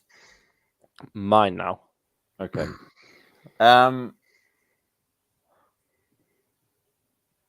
What amusing surprise has the Master left for the Doctor? I can't remember the name of the bomb. Ben? No. It's a volatizer. And whose question is this now? Ben's. The Nestine's appearance is analogous to what, according to the Doctor? Octopus? Yes, a cephalopod, actually, but yes, you know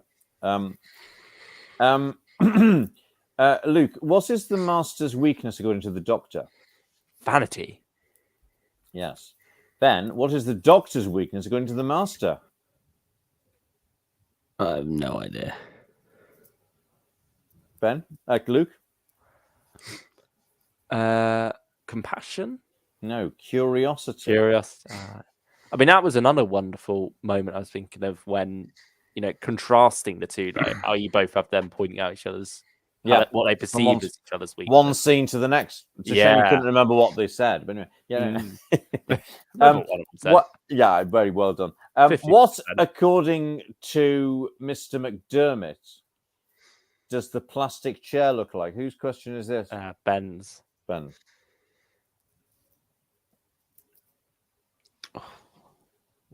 Because I know plastic's meant to be cold. That he says that before that he says something else. Sure, it looks like a. No, I don't know. A black pudding. Yes. It doesn't even look like a black pudding. So it looks like a black pudding. What does Farrell?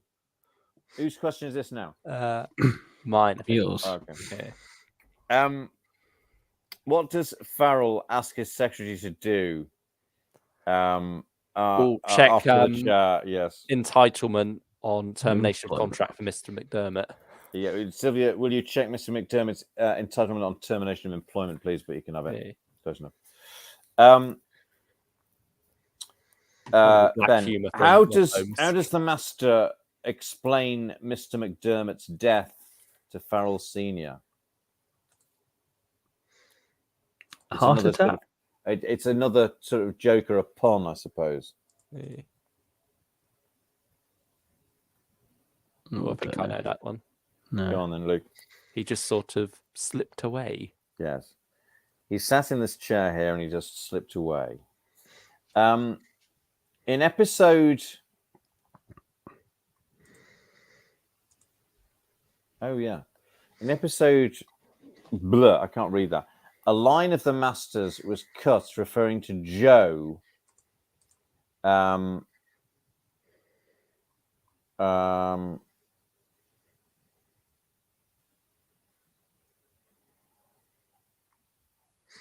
something. That's not too vague. It's interesting point. It's not a very good question because I can't read it. There's a joke that was cut by Terence. It was a Robert Holmes joke line that Terence thought was too adult or salacious. Where he says, "A pretty little thing. What a shame I couldn't have kept her." About Joe. Because it sort of makes you think, oh, I don't think it quite suits Roger either, to be honest. Well, I think what Roger gets up to, apart from killing people, we don't really want to think about, do we? No.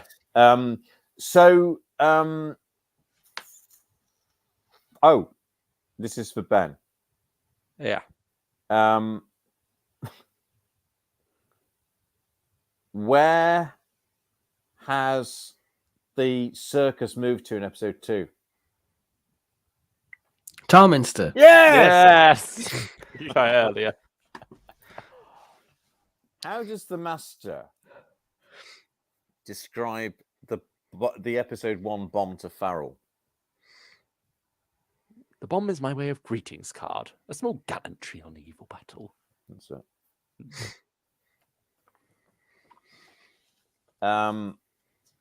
This is my writing was terrible whenever I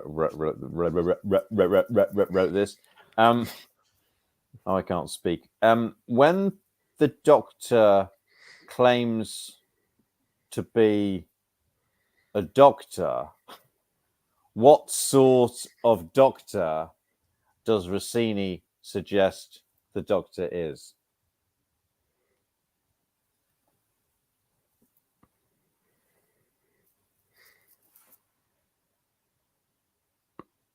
No. False Doctor? A horse doctor, maybe.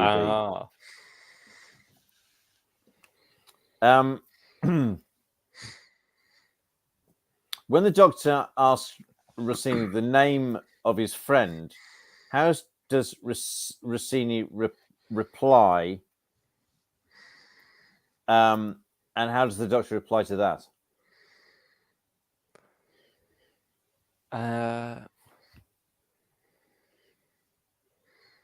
I don't think my friend's going to like you very much. Oh, you're on the wrong bit of dialogue. His His name's none of your business. That's a strange name. That's the one. That's the one. What sort of car does the Brigadier drive in Terror of the Autons? A blue Triumph. I don't know. No. Rover. No, it's a light blue Austin Maxi, which is showing the strain of the budget at that point. When Joe scribble, when Joe,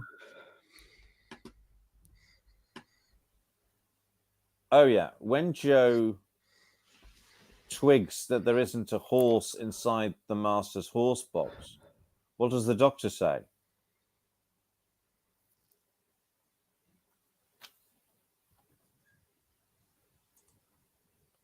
Oh, hello. Did I drop for a second there?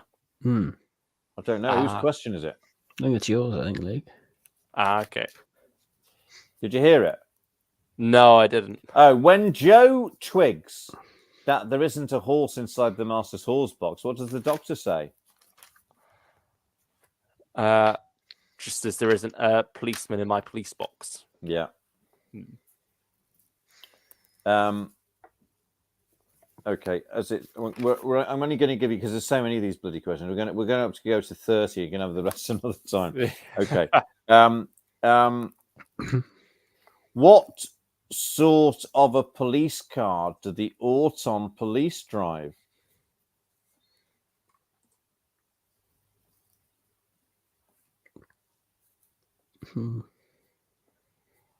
No idea.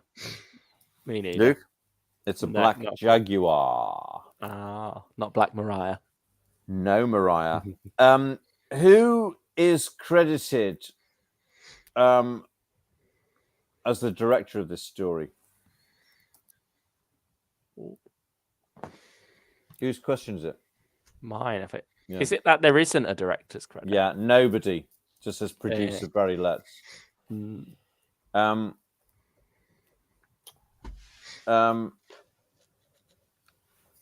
How or what does the doctor say as he nobbles the Autumn policeman in the car?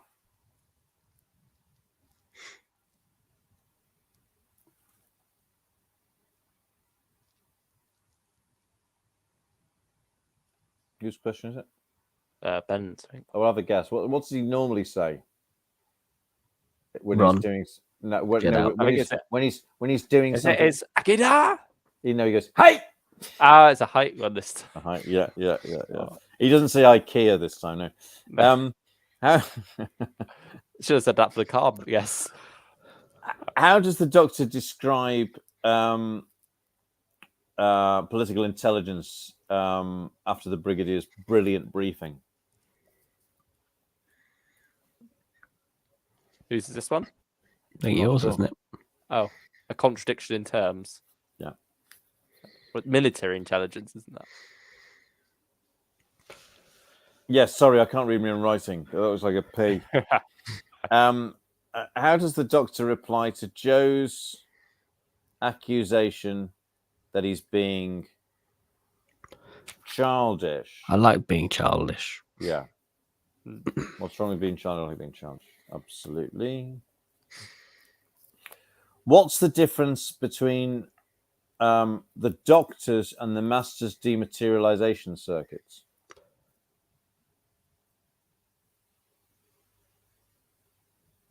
The Masters is a Mark II, Yes. and the Doctor's a Mark I. Yes. That's it. That's I don't think the there's lot. any physical difference, is there, in the plot? No. The, So prop. so now you've got exactly rather a nice prop, that isn't it? I always thought. So that's It's half the turned up question. again in the new series, hasn't it? Like like a miniature one in the Okay, Capaldi. well that was quite close. Luke got 12, Ben got 10. There you go. There we have it. Fabulous. So nobody's a shoddy showing. Well, out of 30, that's Well, there you go. I suppose it's kind of out of 15, isn't it? In a way. You Given do the math. You do the math. But then some of us, it's hard to actually work that out because Very good. Some of us then got the same question twice. Well, that was hugely enjoyable. What time is it now? 11:30. Yeah, amazing. 11. We've managed to finish before midnight is an astonishing achievement. Yeah, we've done well for ourselves there. Superb. Lovely. All right. Well, great. Well, we'll be seeing each other very soon. Yeah, I'll be seeing all of you watching as well. I mean, I'm not sure how many are live currently, but hopefully a lot of you who left us earlier because we were going a bit too late. We're getting a bit too late for us as well. We'll be rewatching this, enjoying all that we've had to say this evening on Indeed, and we'll have more to say on in a very later different Doctor, territory. On a later Doctor. Just looking up. This is on. Are we telling them when it is? Yeah, might as well. Yeah, is it the 18th? Yeah, the 18th. Yes. There we go. Excellent. Not too long away. The 18th of November. Yeah. Season 20. Week before the Star Beast. Gearing up for it now. I don't know what that is. I don't know what you're talking about. It's a comic from the comic, yeah. I know. I thought, isn't that Doctor Who Weekly? I found. Hang on a minute, just a minute. Where are we? Oh, okay. I've got one last little treat before we go. Yeah. 2 weeks and 4 days or 3 days really, because we're right at the end of this one. We'll be Yeah. Have you seen they put some new pictures out on Twitter? Yeah, I was reading what Russell said about it in Doctor Who magazine. They from the magazine. It's all very exciting. Okay. What's he had to say? It's basically him just talking about the seismic shifts in Doctor Who. And, if it's not for you, don't worry. This will be interesting. Yeah. So it's quite good.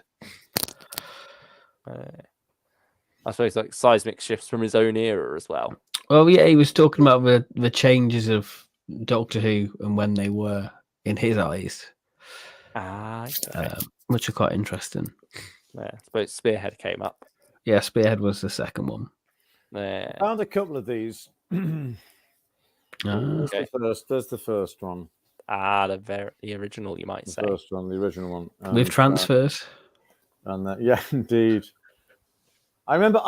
It's funny, isn't it? I remember coming home and that because my dad had gone and got it from the newsagent, and that being on the chair in the hall. I can see it as vividly as it was yesterday. And it says November the 21st, 1979. So almost. What's the date today? We're not far off November that. 8th. Yeah.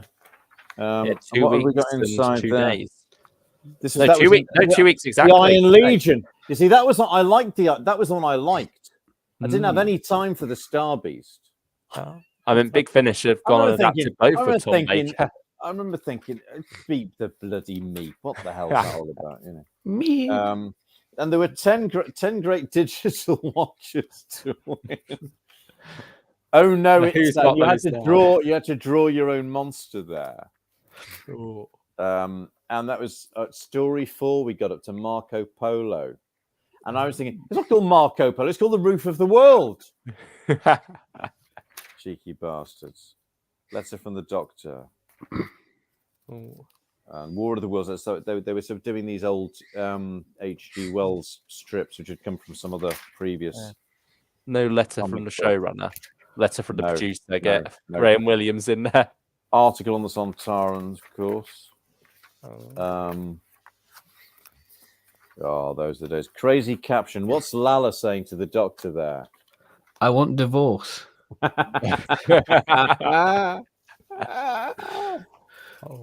Yeah, something like that. And there she is. Bless her. And those are the days. Those were bloody the days. Back when they weren't £8 or whatever they are now. Yeah, I think it's like is that what it is now? 12p. 12p. 12 pence. 12 pence. Yeah, I've got hardly any of these because I ripped most of them up after episode 4 of Warriors of the Deep. I was so disgusted to put all the posters down. But that's a story for another day. Anyway, should we say good night? Yeah. Yes, I think its time has come. And God bless. It's been lovely though, and we shall reconvene very shortly. Yeah, see you all on the 18th for season 20. Take care, everyone. Good night. You're going to kill me. You. We'll kill the stream. Yeah, we'll kill the stream. We'll kill you again, and we'll revive you for the next one, like we did last. We promise it won't take as long this time. Goodbye. Bye. Bye.